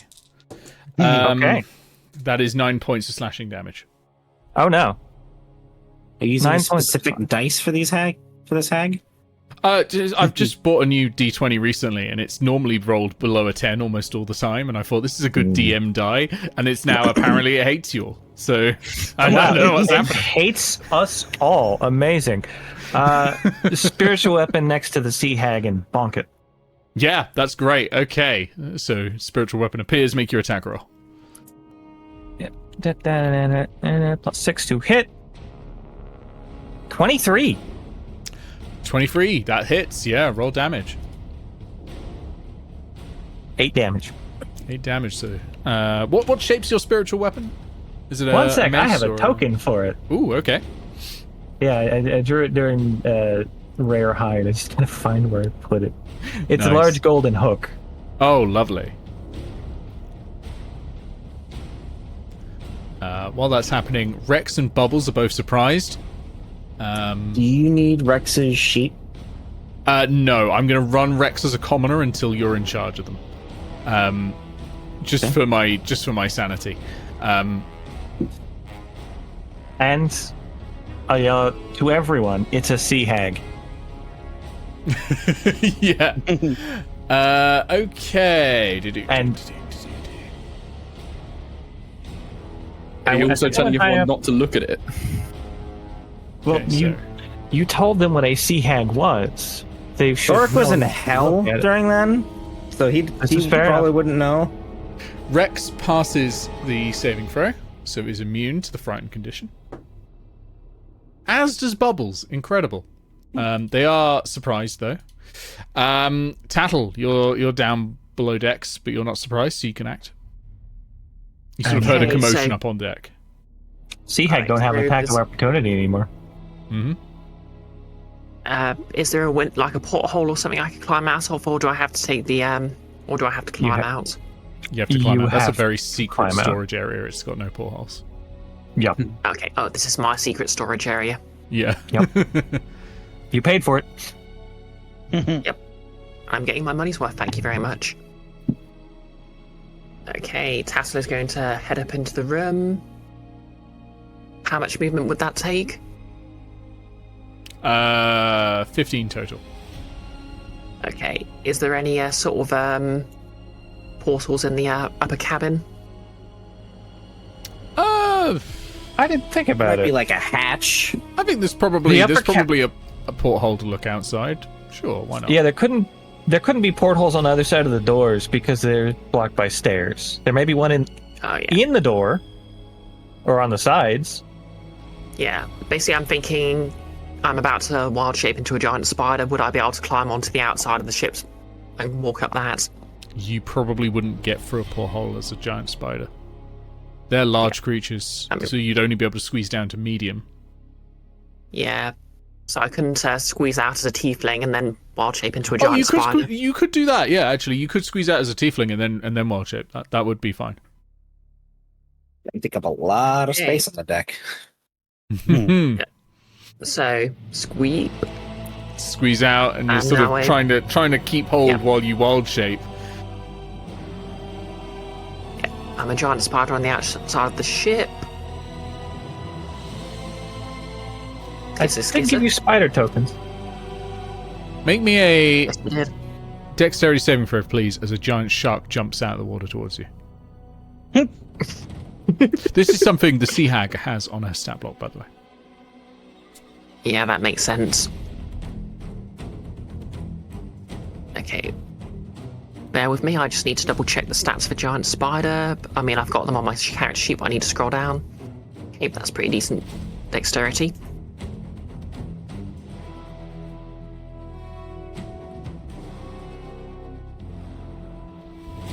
Nine. Frick. Oh my god. You might want to use physical dice for a bit. The owlbear roller Yeah. really is not liking you tonight. Yeah. Yeah, so the giant shark goes to bite you, but kind of just misses a little bit and slams into you. You fall into the water. Oh,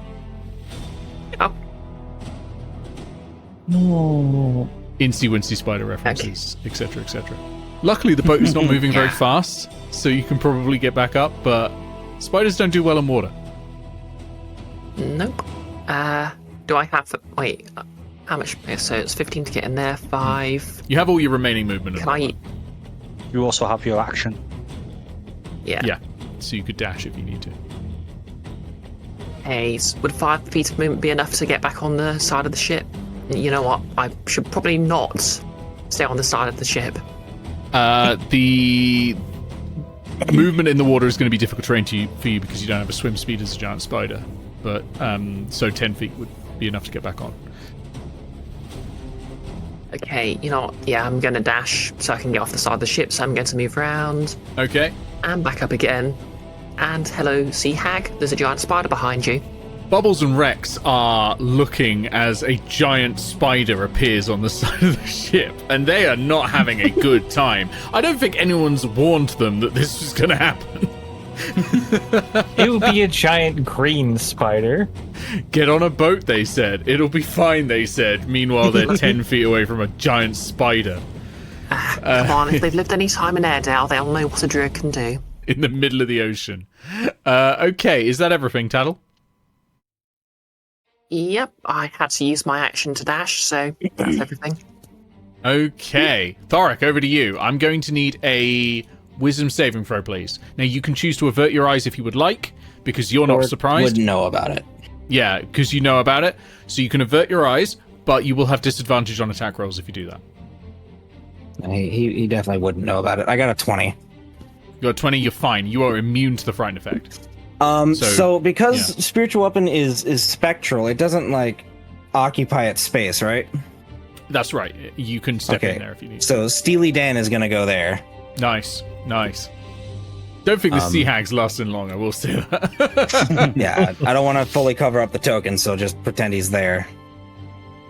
And both Thorek and Steely Dan will attack the Sea Hag. Yeah. Give a Warhammer bonk for a 19. Nice, that hits. For 13 magical bludgeoning damage. Very good.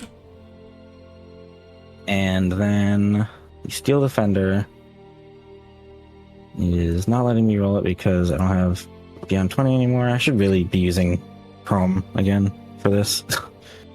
Use the elbow roller. Well, Plus- it hates everyone, so. Okay, it's a +6 to roll, so I'll just -1 to the miss. That is... Oh, well, that's a natural 20. Wonderful. Ah! Okay. 1d8 plus good rolls are coming 2. out.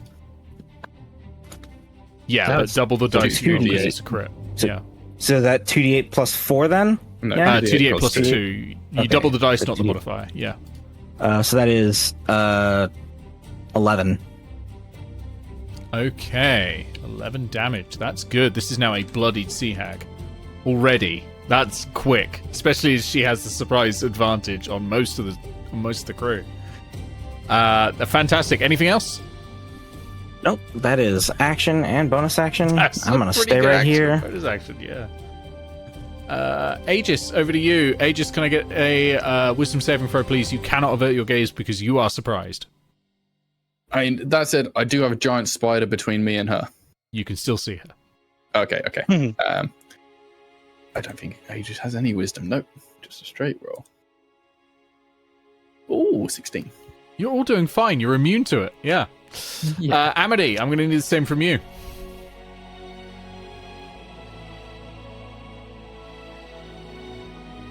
$15. Lovely.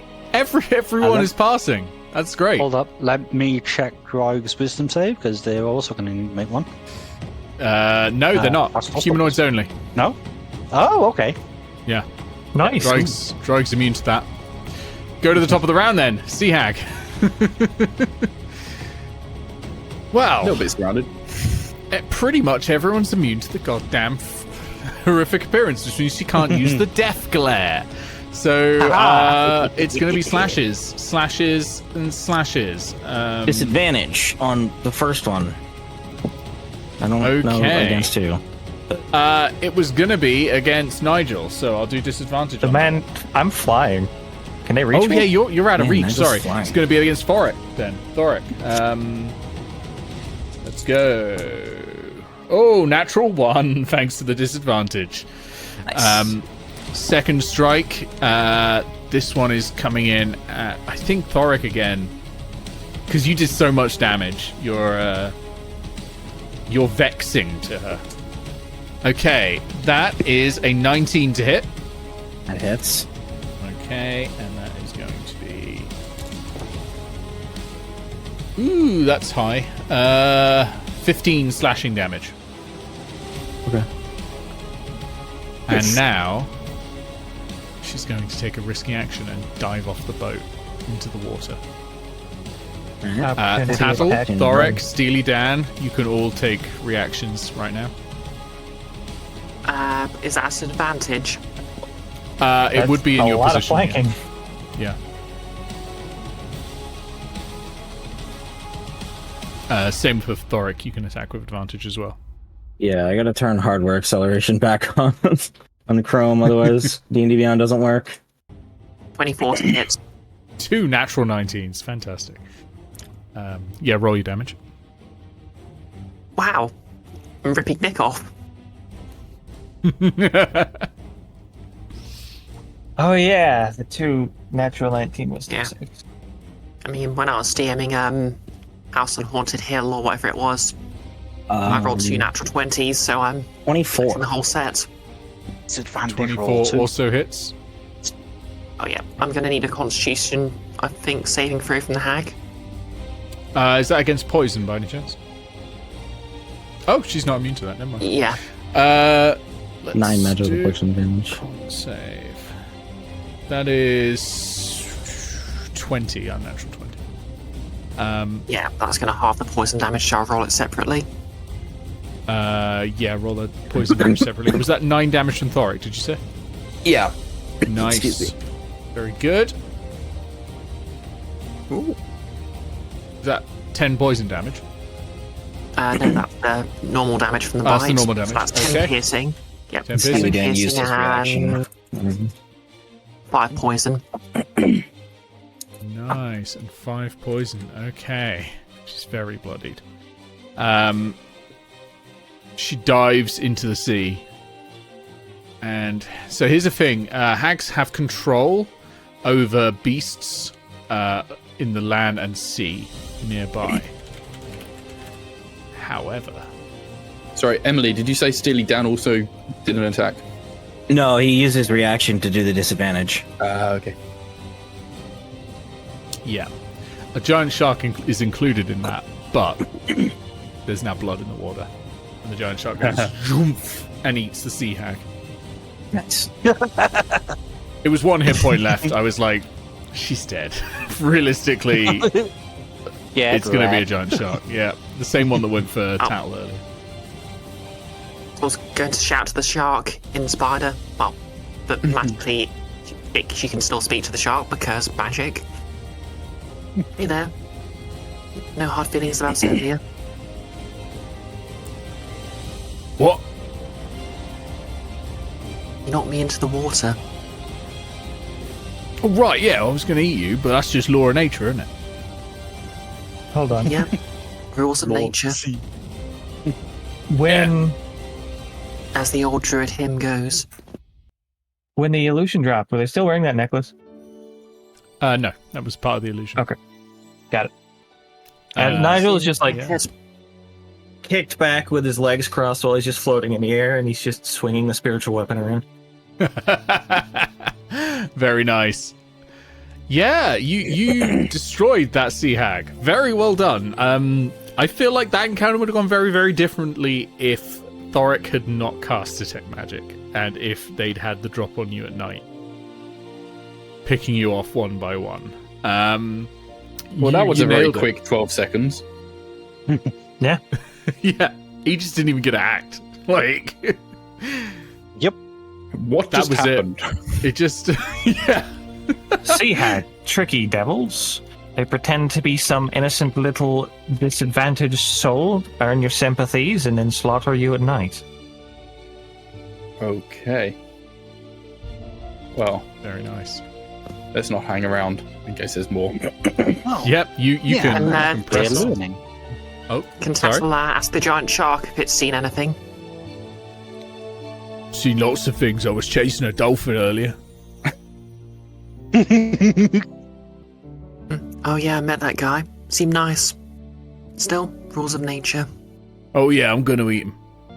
Well, not if he outruns you. Well, I ate his Doesn't friend like to Dave. move you, eh? Should have heard him. He was like, Dave, be careful. Be careful. You're not even a real dolphin. And Dave was like, and then I ate Dave. Really? He Yeah. seems to speak of Dave in the present sense. Yeah, I don't think he knew. Wasn't gonna tell him. just It would have literally made him said he upset. That's sick. What kind of shark do you take me for? You disgust me. You were li- Swims down under you the were- water again. You were literally talking about having him just screaming about Dave, though. He's gone. Okay, I think the shark was bullshitting me.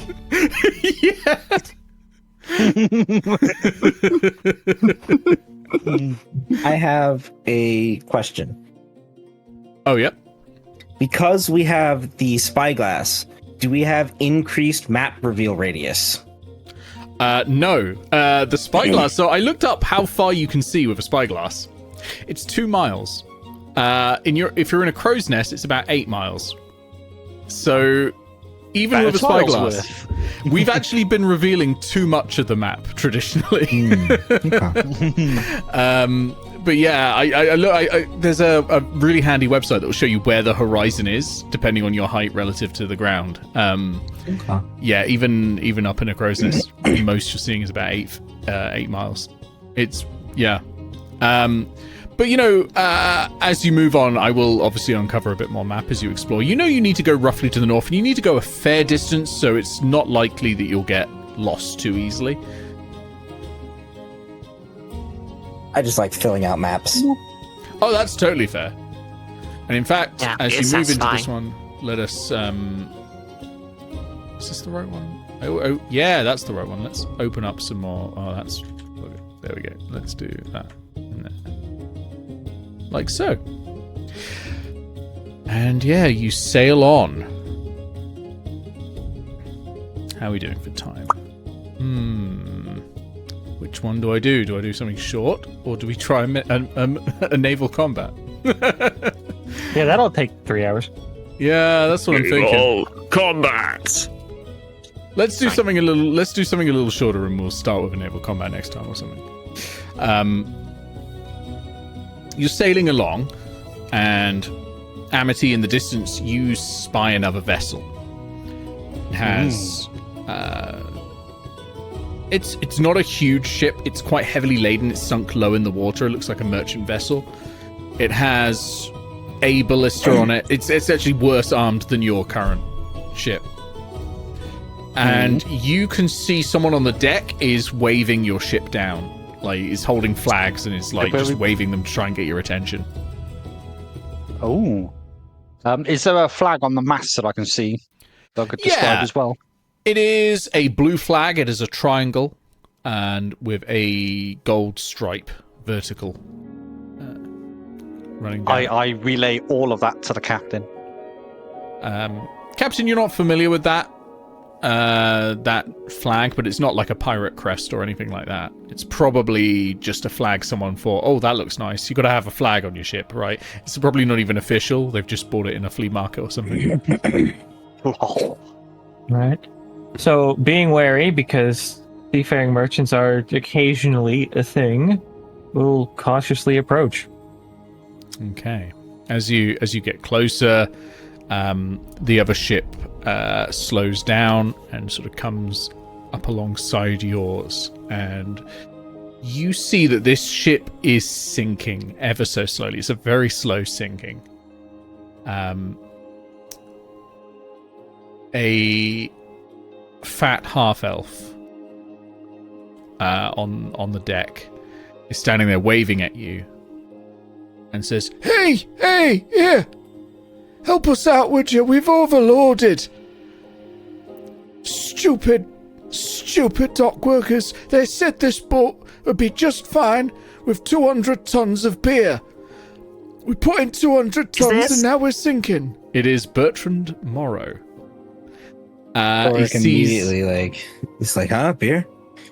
He sees, we need you to take some off our hands, basically. Otherwise we're done for. No sense losing a ship. And he catches eye of Tattle. Because he knows Tattle. Does he? Was it Tattle or was it Hayes on that one? No, it was Hayes. Yeah, Was Aegis on that one? Aegis. Aegis was on that one. Aegis was on that one. Yeah, that's right. It was Hayes. So he catches eye of Aegis and goes, well, blow me down. Is that young Marseille Ellerman? Bertrand Morrow.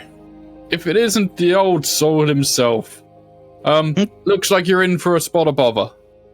Hey, we got too much beer and need someone to take it off our hands. We've tried 2 other boats already and they all thought it was some sort of scam. But we're sinking. You can see how low the boat is in the water now. How much do you need to offload? About 50 tons. I'd rather not see it go over the side of the water. I'd rather see someone drink it. I brewed it myself. Nigel, how much more can we take on the boat? It's a good question. I was actually trying to look that up. Cargo capacity of a keelboat, 0.5 ton. We're already pretty heavy right now. Afraid we can't carry that much alcohol. Well, we can't let it go to waste. Nor can we Well, it drink it seems- all. Seems Rex to be probably either. could. Rex is stood there like holding a Rex knife. is massive. Rex is holding, like, you know how people, like, clean their fingernails with a knife? Rex is doing it with a meat cleaver. Swear. Is it a meat cleaver with a bottle opener on the handle? Yeah, why not? Well, it seems to me it either goes to waste or your ship sinks. We can't carry it, and if you continue to, you're going to meet your fate at the bottom of the ocean.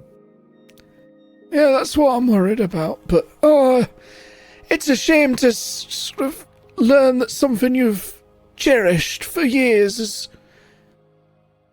just going to waste, you know? You I can put always good make effort more, in my Bertrand. brewing It's not supply. worth your life. So, with Why are my you doing this to me, Nick? with my new knowledge of like carpenter's tools and like wood and whatnot, would I think it would float? Like, would the beer itself The float? beer itself. I mean, beer is Yeah, like mostly beer kegs. liquid, and it's not, like, I don't think significantly heavier than water, so I think that is something you could maybe fashion. Yeah, that's something you could do. It would take a check to get it all done, and it might take a little while. Certainly, it's probably going to take until nightfall to sort of fashion this properly, if it's going to last, like, a journey for more than a few miles.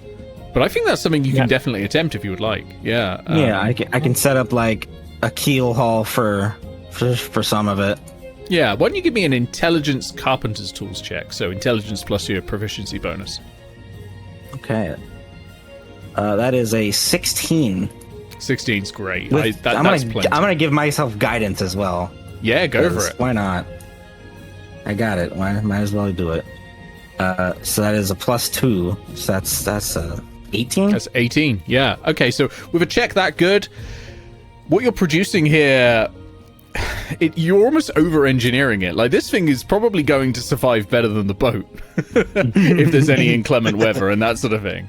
But yeah, it's you essentially are almost making like a trailer for the boat, holding the bows, using the beer's natural buoyancy to sort of lift it up slightly as well, but also to like keep tied to the sides and, and whatnot. and with a really strong linkage in case of storms or that sort of thing. So you spend probably, let's say, about 8 hours working on that. Meanwhile, the two crew sort of intermingle a little bit. Bertrand Morrow opens it's a pretty big, like, building operation.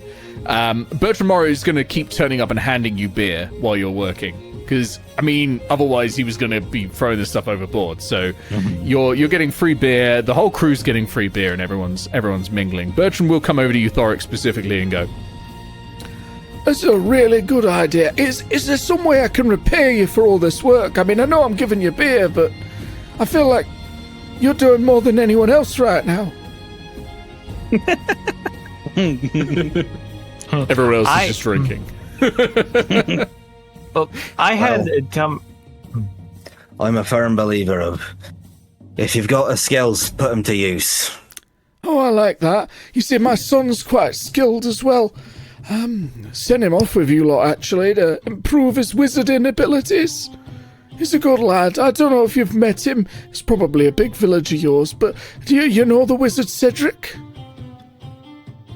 Hold up. Didn't we deliver that letter? To the brewery, which presumably he hasn't made it to yet, since he's headed towards Been on Chafford. the sea. Fuck. Yeah. The moment Bertrand says that, Amity's eyes go really wide and she just freezes. Yeah. I don't know if you've met my son Cedric. Cedric Morrow, wizard. He's a very powerful wizard. I'm so proud of him. I don't think Thorek actually has. No, you haven't. She's probably heard this from someone. And she's like, I'm sure he's something like a local legend now. Left him in the care of that Hayes. You know Hayes Deliver? That one. I do know. Yeah. Hold why on. are you doing this to me, Nick? Capable Yeah, soul. I'm sure kinda she'd hanging take off good a care of Amy's my chair. boy. Amity's just going to sort of put a hand on his shoulder and say, can we have a private conversation, just quick, fast, please? Oh no. Two questions. Sorry. Yeah, go for it. Would Nigel know this person is dead? This is a question for everyone else. But everyone in Airedale will probably have an understanding that Cedric is dead. Whether you know who Cedric is when he says Cedric is a different question, because he didn't make a huge impression. I will say that. Like, He wasn't around very long. he wasn't around long, and then he died. Look, okay. This is kind of dumb and maybe very wasteful, but could I try divine intervention to resurrect Cedric? He is in the abyss. Oh, he's in the abyss. So Oh, yeah. I mean, You it can might try still that. work. It could still work. What I will say is you're going to need the strongest divine intervention to bring Cedric back, because that's like I'd need a six, top level then. spell. You need a 6 on it, plus all the other bits. It would be hard, but I will let you do Okay. it if you get that. Okay, so I'd get 2. I'm not spending a favor, but I'm a cleric, and I always act in accordance with Morian. Yep. Okay. Is anyone So- else providing any favors? Because other people can to give you extra dice. Amity Thorek has is busy. one, and Amity would Thorek absolutely is busy, ask that's right. Ignova to give a hand there. Yeah, Aegis has got one here to lend as well. All right. I hate the elbow roller, but this seems like something I should roll on stream. You know? Oh, yeah. Good luck. Okay. So how many d20s are we up to? So you start with 1d20. You get 1d20 for being a cleric, 1d20 for Yep. being acting in accordance to your favors. So that's 3d20. And then how many people added divine favors? Amity did. And Aegis. 4d20. And So that's Aegis. And Five? Aegis, so 5d20. We need a 20. All right, and I get to add my wisdom mod because the rules were revised. Yes, So I've I only updated need it. a 16. 16 or higher. Good odds. Natural 20. Natural 20. Excellent. Excellent. Need anything. So now we need to work out the quality of it. So you're going to get some intervention of some kind related to Cedric. 68. Jesus. Some kind of benefit related to Cedric will happen. You need a 6 to revive him. Now, with this, you can re-roll by spending divine favors. Only your own, though.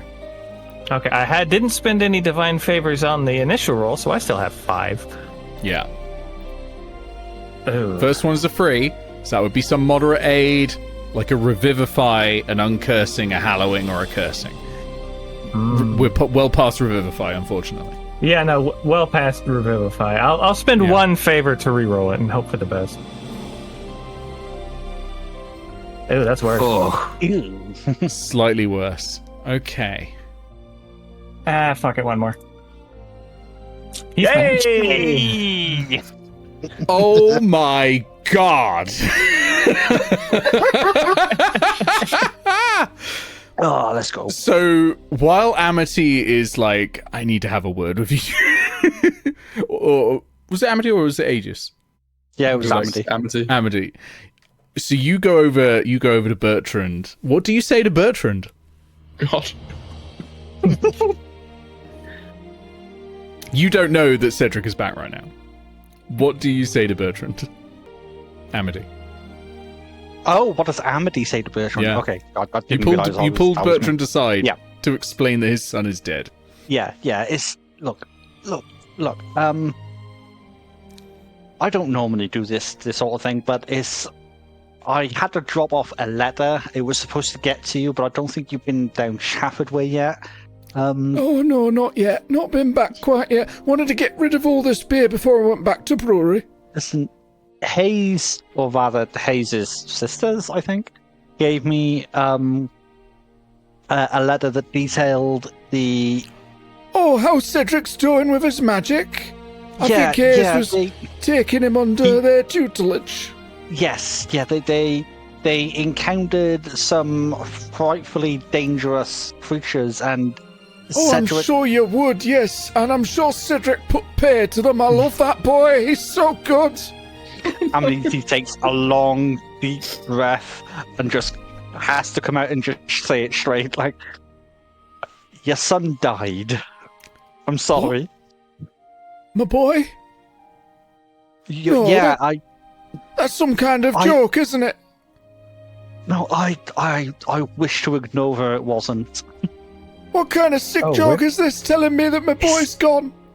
Aegis would come over and kind of join them and put his arm around Cedric and say, When do I interrupt? Aegis. Yeah, so you can hear Bertrand crying. Aegis, you come over and you put a hand on his shoulder. Maybe Tattle, you come over also to offer your commiserations. Nigel, you come over. Cedric puts his hand on Bertrand's shoulder as well. And Bertrand just cries for a little bit. And then Cedric goes, I don't remember being on a boat. I had a fun thing. Pastel just sort of is just completely frozen at this point. What do you do, Nigel? Because I don't think Bertrand's noticed. Say, I had a chat with my boss. Your son's right as rain. What? But what kind of sick prank is this? Oh my god, my boy! Where is he? Where is he? And he turns around and there's Cedric. So, for anyone that wasn't paying attention to that conversation in the intervening moment while Nigel was doing his divine aid, his mask was shining like the fucking sun. Half white, half black light. Oh, very nice. Yeah, Cedric is back, which is a problem for you all because now you're over crew. Right, he's got another boat he can get on. Yeah, he's got another That's true. boat. We're He can get fine. on the boat with his dad. And yeah. the boat is now no longer sinking. It's no longer sinking, so that's fine. Yeah, you can hand Cedric back to. He's looking very confused. He can't remember much. It's like, I thought there was a cave, right? Best not to think about it. Enjoy the nice sail with your father. Okay. And he's just confusingly walking onto the into the below decks of this ship.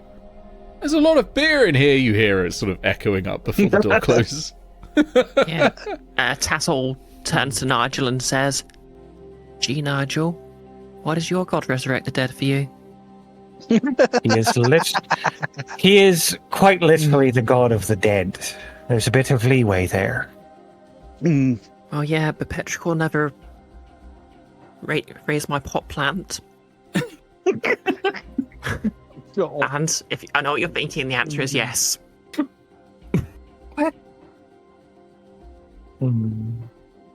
I don't know what am I thinking. So Tattle has seen someone come back from the dead, and her immediate thought is, but my god didn't save my weed plant. Okay. Yeah, she's a druid. She knows this. People can do this stuff. You know what? Fair. Was this Fair. after she smoked it?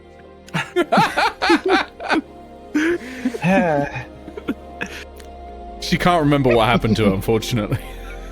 She was this close to becoming a Circle of Wildfire druid, but she just couldn't anymore. It's a long, sad story. What? Oh, Raid. yeah. So that just happened, I think. I think that's the best way to describe this entire encounter. You resurrected someone's son who has been dead for months on a boat, while everyone is really drunk, and then Tattle just kind of started mourning her dead weed plant. It is worth mentioning that resurrection was on the level of requiring wish level magic. Yeah. For that kind of divine aid, you needed to hit a 6, and a 6 is things like true resurrection. So that does hit this. So you had to get it, and you got it. You got it. Man, it's a shame I didn't say, "Hey, let's resurrect Imp." You see, that is beyond wish. I mean, Yeah, I don't think that would have Imp worked. isn't technically dead. That's a special one. No. That's a special one. Imp's under control of the devil. Yeah. But yeah, typically in the condition about the soulbind that Nick wrote, only true resurrection would get you back from the abyss. So that's literally like what was needed. Yeah. Wow. Well, Fantastic. that's the second time I've had a direct conversation with Morian, and they've helped me out. That's good. He's hoping Kinda you don't have weird. to have a negative conversation. You really had to barter with him though. 3 Whenever- rolls on the d6. Whenever you die and you go to meet, like anytime you're making death saves, in my head, you're sitting in this waiting room and there's a clock ticking and Morian's behind a desk and is like, so what is it you think you do here? It's just an employment meeting between you and the God of Death every time. So numbers are down. I think we need to circle around and touch base on this. A sad old dad coming home to find his kid dead, that just pulls at my heartstrings. But yeah, you successfully implored the God of Death to resurrect someone who's been dead a longish time, and made one dad very happy. Very well done. And at the same time, Thorek, you've completed your design, which is going to hold all of the extra beer and stop the ship sinking. Which has probably left enough weight now because you over-engineered it with that nat 20. There's enough weight to also handle a new crew member, which is good. I will Absolutely fantastic. absolutely warn them about the black and white bars in the ocean. Oh yeah, you got to warn them about those bars in the ocean. They're dangerous. You need to stay away from that. Bertram Morrow go, bars in the ocean? That sounds like tripe. Utter tripe. I will Codswallop. phrase it like the dark water and the clear water. Oh, that sounds very scary now you phrase it like that.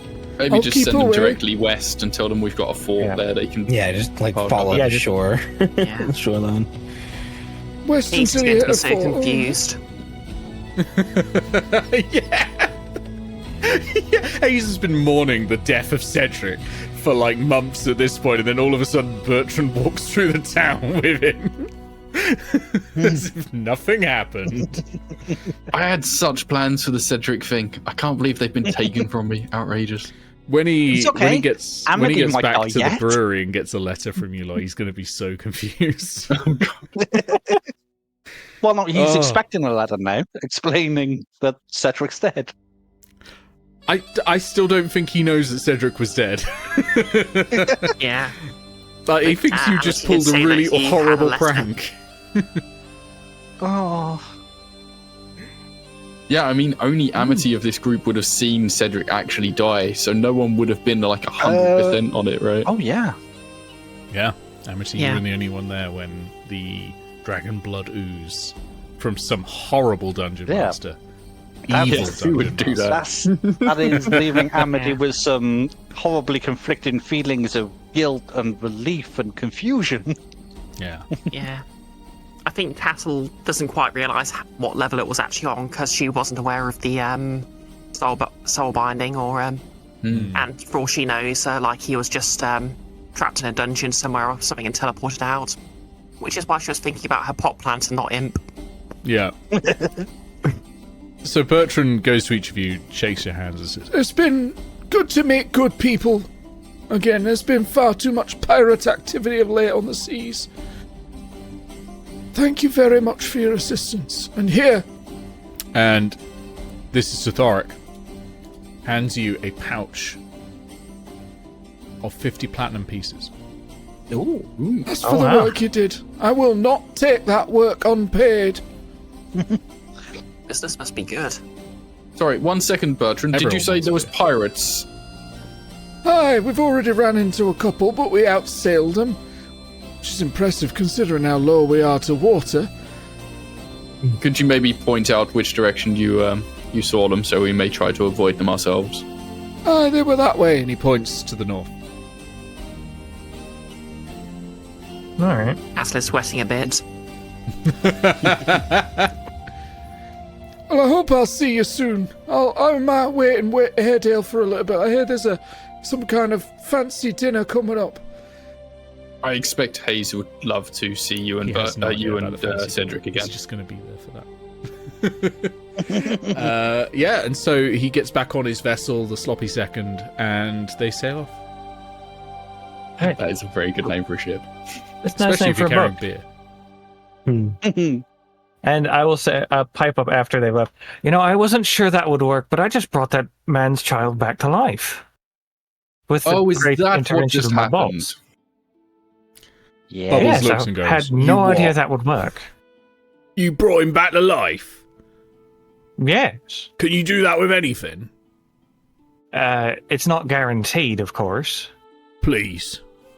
And sorry, this is Bubbles. She opens her hand, and inside is a small dead fish. It's my best friend. It's a goldfish. Would Okay, this is dumb as hell, but would I get any lingering, just divine intervention residue and just be able to happily resurrect the fish? Yeah, you could do that. So I'll close my hands around the fish, breathe into it a little bit, and the fish is back. Binky, you're alive! Oh, Now I let's missed put him you in a so bowl much. of water. Bowl of water? This is- That's nonsense. No, Bubbles. I'll take Bubbles the fish. puts Binky in her pocket. I'm taking the fish. You grab it. Binky! And I will Give get Binky one of- back! I'm going to put Binky in a safe spot where you can play with him. And I put Binky in one of the 4 barrels of water. Oh, Drink from them. I would like to point out that this is basically the opposite of how the Paladin was introduced in the D&D movie. Oh, Binky. Oh, you're precious. Bubbles, she's gonna stand in front of this barrel, and then she's like putting her hand into the barrel and just swirling it around and stroking the fish. And she's gonna spend like an hour like that. It's like, We oh, should Binky, mark I that missed you. barrel was not drinking water. Don't worry, Rex can purify water. Here's hoping that was not a saltwater fish. Here's hoping. Goldfish Oh, are you said it was freshwater. a gold. Yeah, you said it was a Yeah, goldfish. it's goldfish. It's freshwater. Yeah, we're good. I forgot I'd said that. I really should have said something like a trout. It's just a trout. Holding But- trout. Yeah. Pull out trout from their Just pocket. trout, yeah. And it's out. You know, retroactively, I really wanted to be a trout, but no, I'm gonna go with Binky being a goldfish. Yeah, okay. So you can continue to sail on. We will probably stop once you've entered the new hex. So I really want to run a naval combat with you, and that is going to be, I think, the start of the next session. Yeah. But if you want to pick your hex, we can do that. I think our boat token got moved back. Yeah, no, I moved it back because Nick was like, I think we're doing a thing, and that was this encounter. So I did move it up and Yeah, to the we're right on the one. right amount of Oh, hexes. sorry. Yeah, go Yeah. for it. So we would Yeah. move 2, technically, I guess. yeah, no, I moved it back because I wasn't sure Okay, what was happening. Let me reveal some things then, so that you can continue moving. Oh, can I ask a question? Mm-hmm. Actually, can I ask 2? Maybe. That's 2 question. questions. That's How- pushing it. How do sort of rests work here? Do we just not get a rest until we get to shore, or? You can rest. You can do your short rests every 24 hours. That's about 9 hexes. Okay. You can kind of take them whenever you want, but you can only do one every 24 hours. And you'll be out for the next couple of hexes if you do that. You'll be asleep during that. You can wake up, but you'll be considered asleep at the start of whatever combat encounters take place then. Okay. Second question. Can I ritual cast speak with animals to speak to Binky? I'm gonna regret saying this, but yes. Before we do that, since that whole encounter there took 8 hours, could there have been a short rest during that? That did take hours. Yeah, you can short rest now. It's actually nightfall now. I mean, the ship will continue sailing at nightfall, but you can sleep if you want.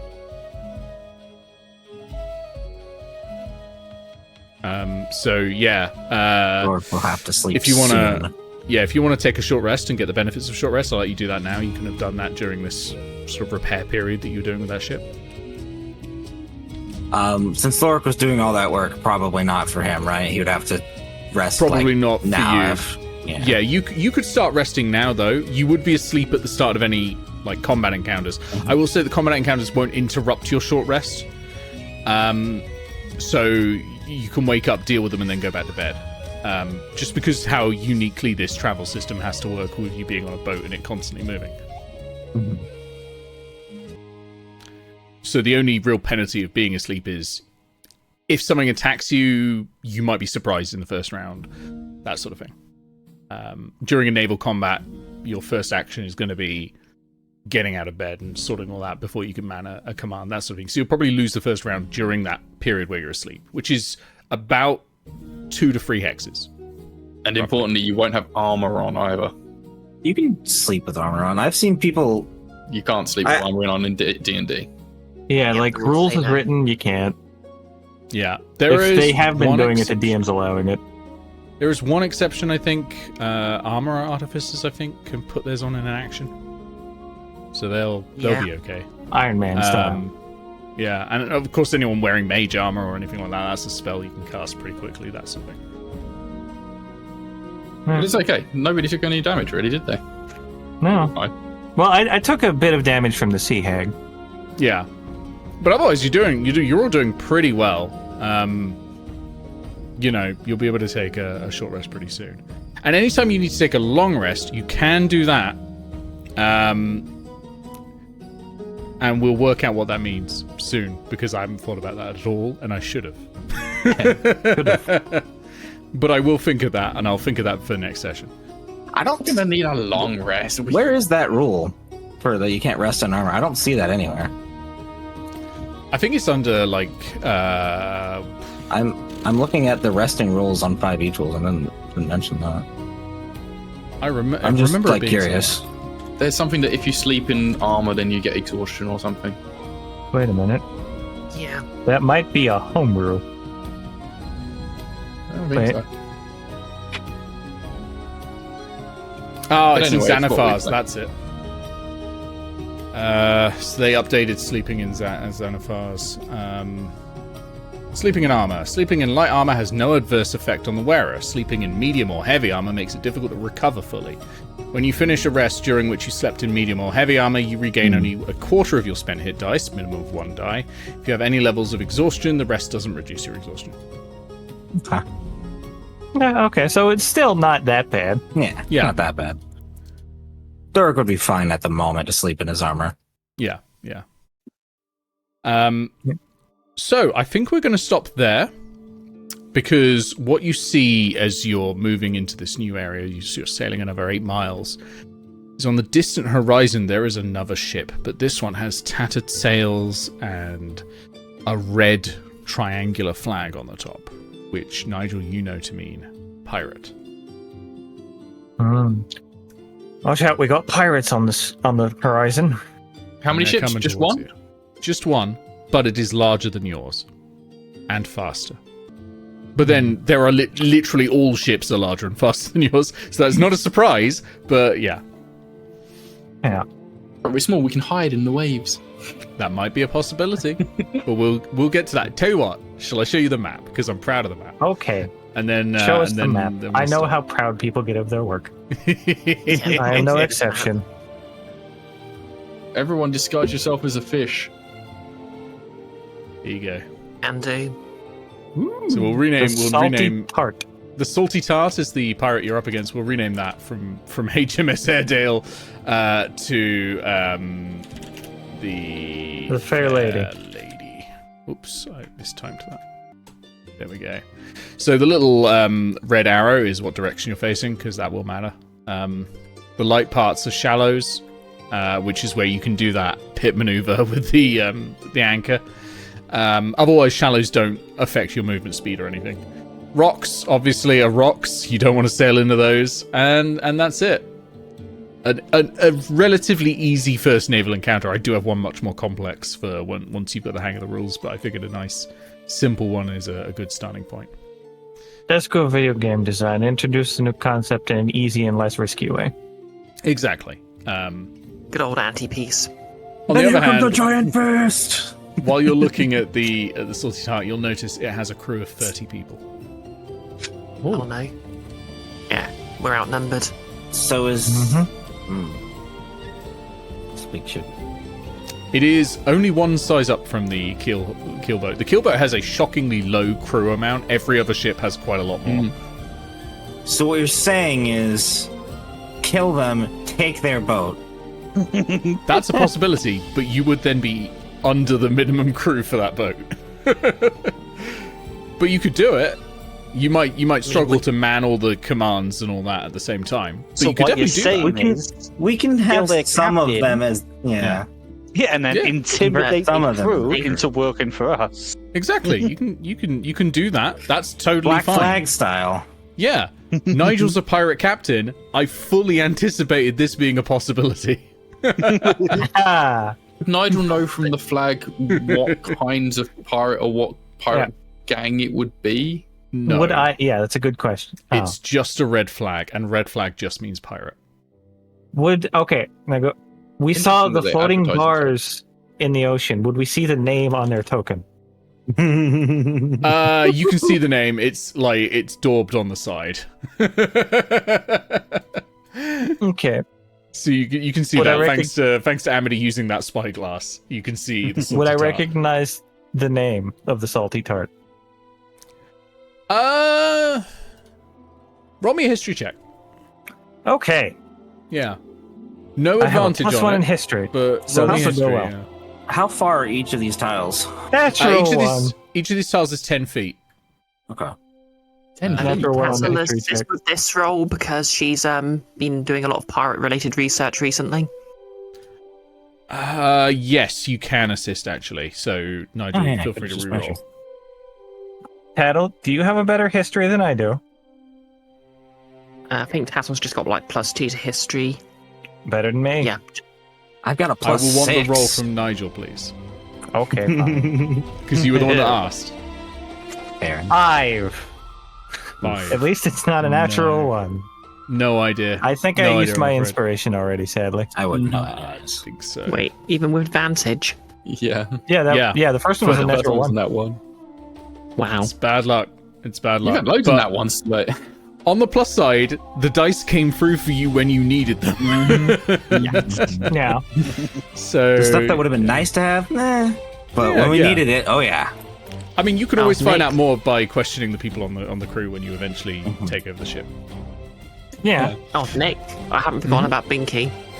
So Yeah. I had a question as well. Yep. After what position did you guys want Thorek in? Like bailing and boarding, or like boarding up the ship, or what? That might be a good place for an artificer because, you know, carpenter's tools and that sort of thing will generally be very helpful here. Do you have I bought carpenter's a tools? I bought a set. Yeah, good. That will be helpful. I think we bought a set of every tool for the ship. Smart, yeah. So while you're all deciding commands for this, Tattle, you have cast Speak with Animals. And are stood in front of this big barrel where Binky the goldfish is swimming around in circles. Looks up at you guys. What? What do you want? Just saying hi. You got food? Oh, yeah, sure.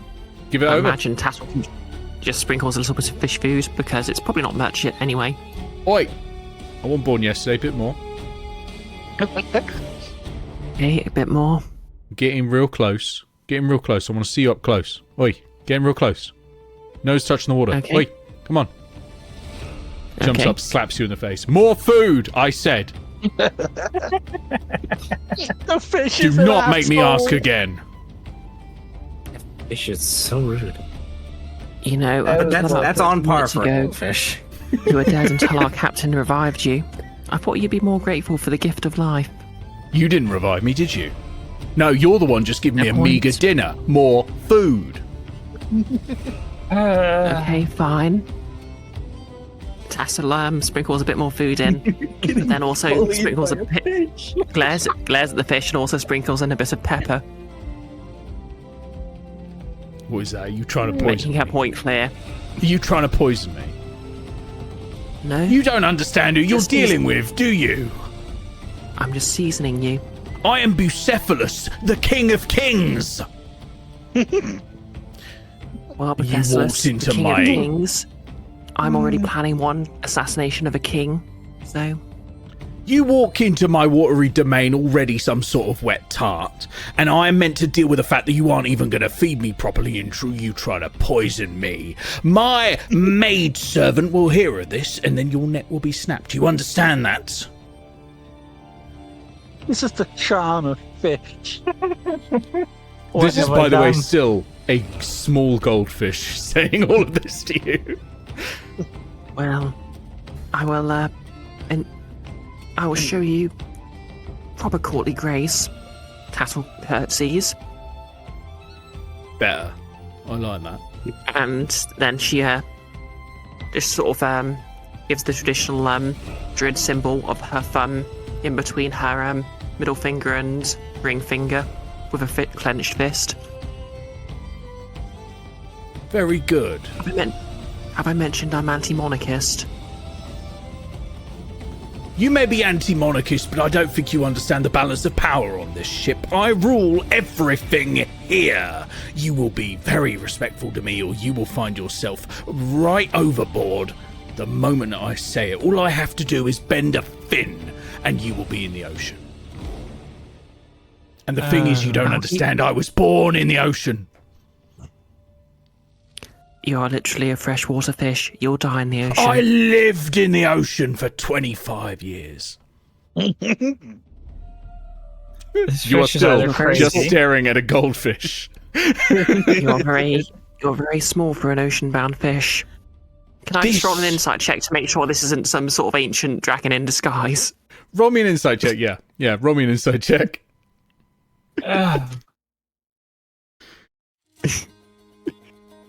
I just know I'm going to fail this, and that's even better. Oh, come on. With a 24, 24. this is just a goldfish. It's just a particularly psychotic goldfish. Well, Your Eminence, I will concede that I may be speaking out of turn. How about this? She sprinkles another pinch of food in. I like it. Tell you what. Come here close, I'll whisper you a secret. Go You're on, gonna get slapped again. go on. Closer. Closer. Teeth in for the slap. Slap. Now get out of my sight. I'm the king of the ocean. Okay, Aquaman. And Tattle walks off. So you've met Binky the goldfish. You knew I'd heard you speak with animals on Binky, didn't you? No, I improvised all that. This is Okay, the that's new fair. Admiral Sean. I'm just writing up notes for Binky the goldfish right now so I don't forget. Yeah. Well, I think King Admiral Sean's about to be outranked.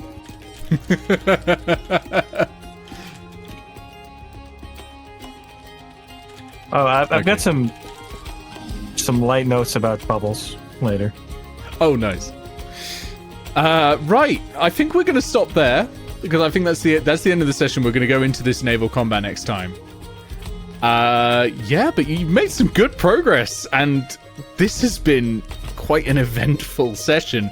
It doesn't usually get this eventful for the travel on the way there. But wow, like a true resurrection. For 4th level characters coming in with a true resurrection. And absolutely These sea destroying that encounters sea have hack been as well. fantastic, Nick. Like, every single hex has been very interesting. Well, I can't take the credit for that first one. With the typhoon. That was was Talia. Oh, yeah, all that's Talia, yeah. Talia sent me like 4 paragraphs of the lore for what turned out to be the measuring bars on the map. They're very good. Yeah. One was of those genius. hexes is actually designed for the fishing quest she's working on, which I'm looking forward to. Yes. Yeah, we're going to stop there. I'm going to go to the outro screen. I'll give you your XP in a little bit because you've done a reasonable amount. There's been some good challenges in this. Do I get anything? Do we get anything for the Patrick resurrection? Yes, you will definitely get Oh, XP wow. for doing a resurrection. Absolutely. Yeah. But yeah, I'll see you all in a sec. And say goodnight to everyone, I guess. Good morning. Bye. Bye. Nice No one. star. Bye. Thanks, Nick. Okay. Let me just get us over to the outro screen. And I'll say goodbye to you all.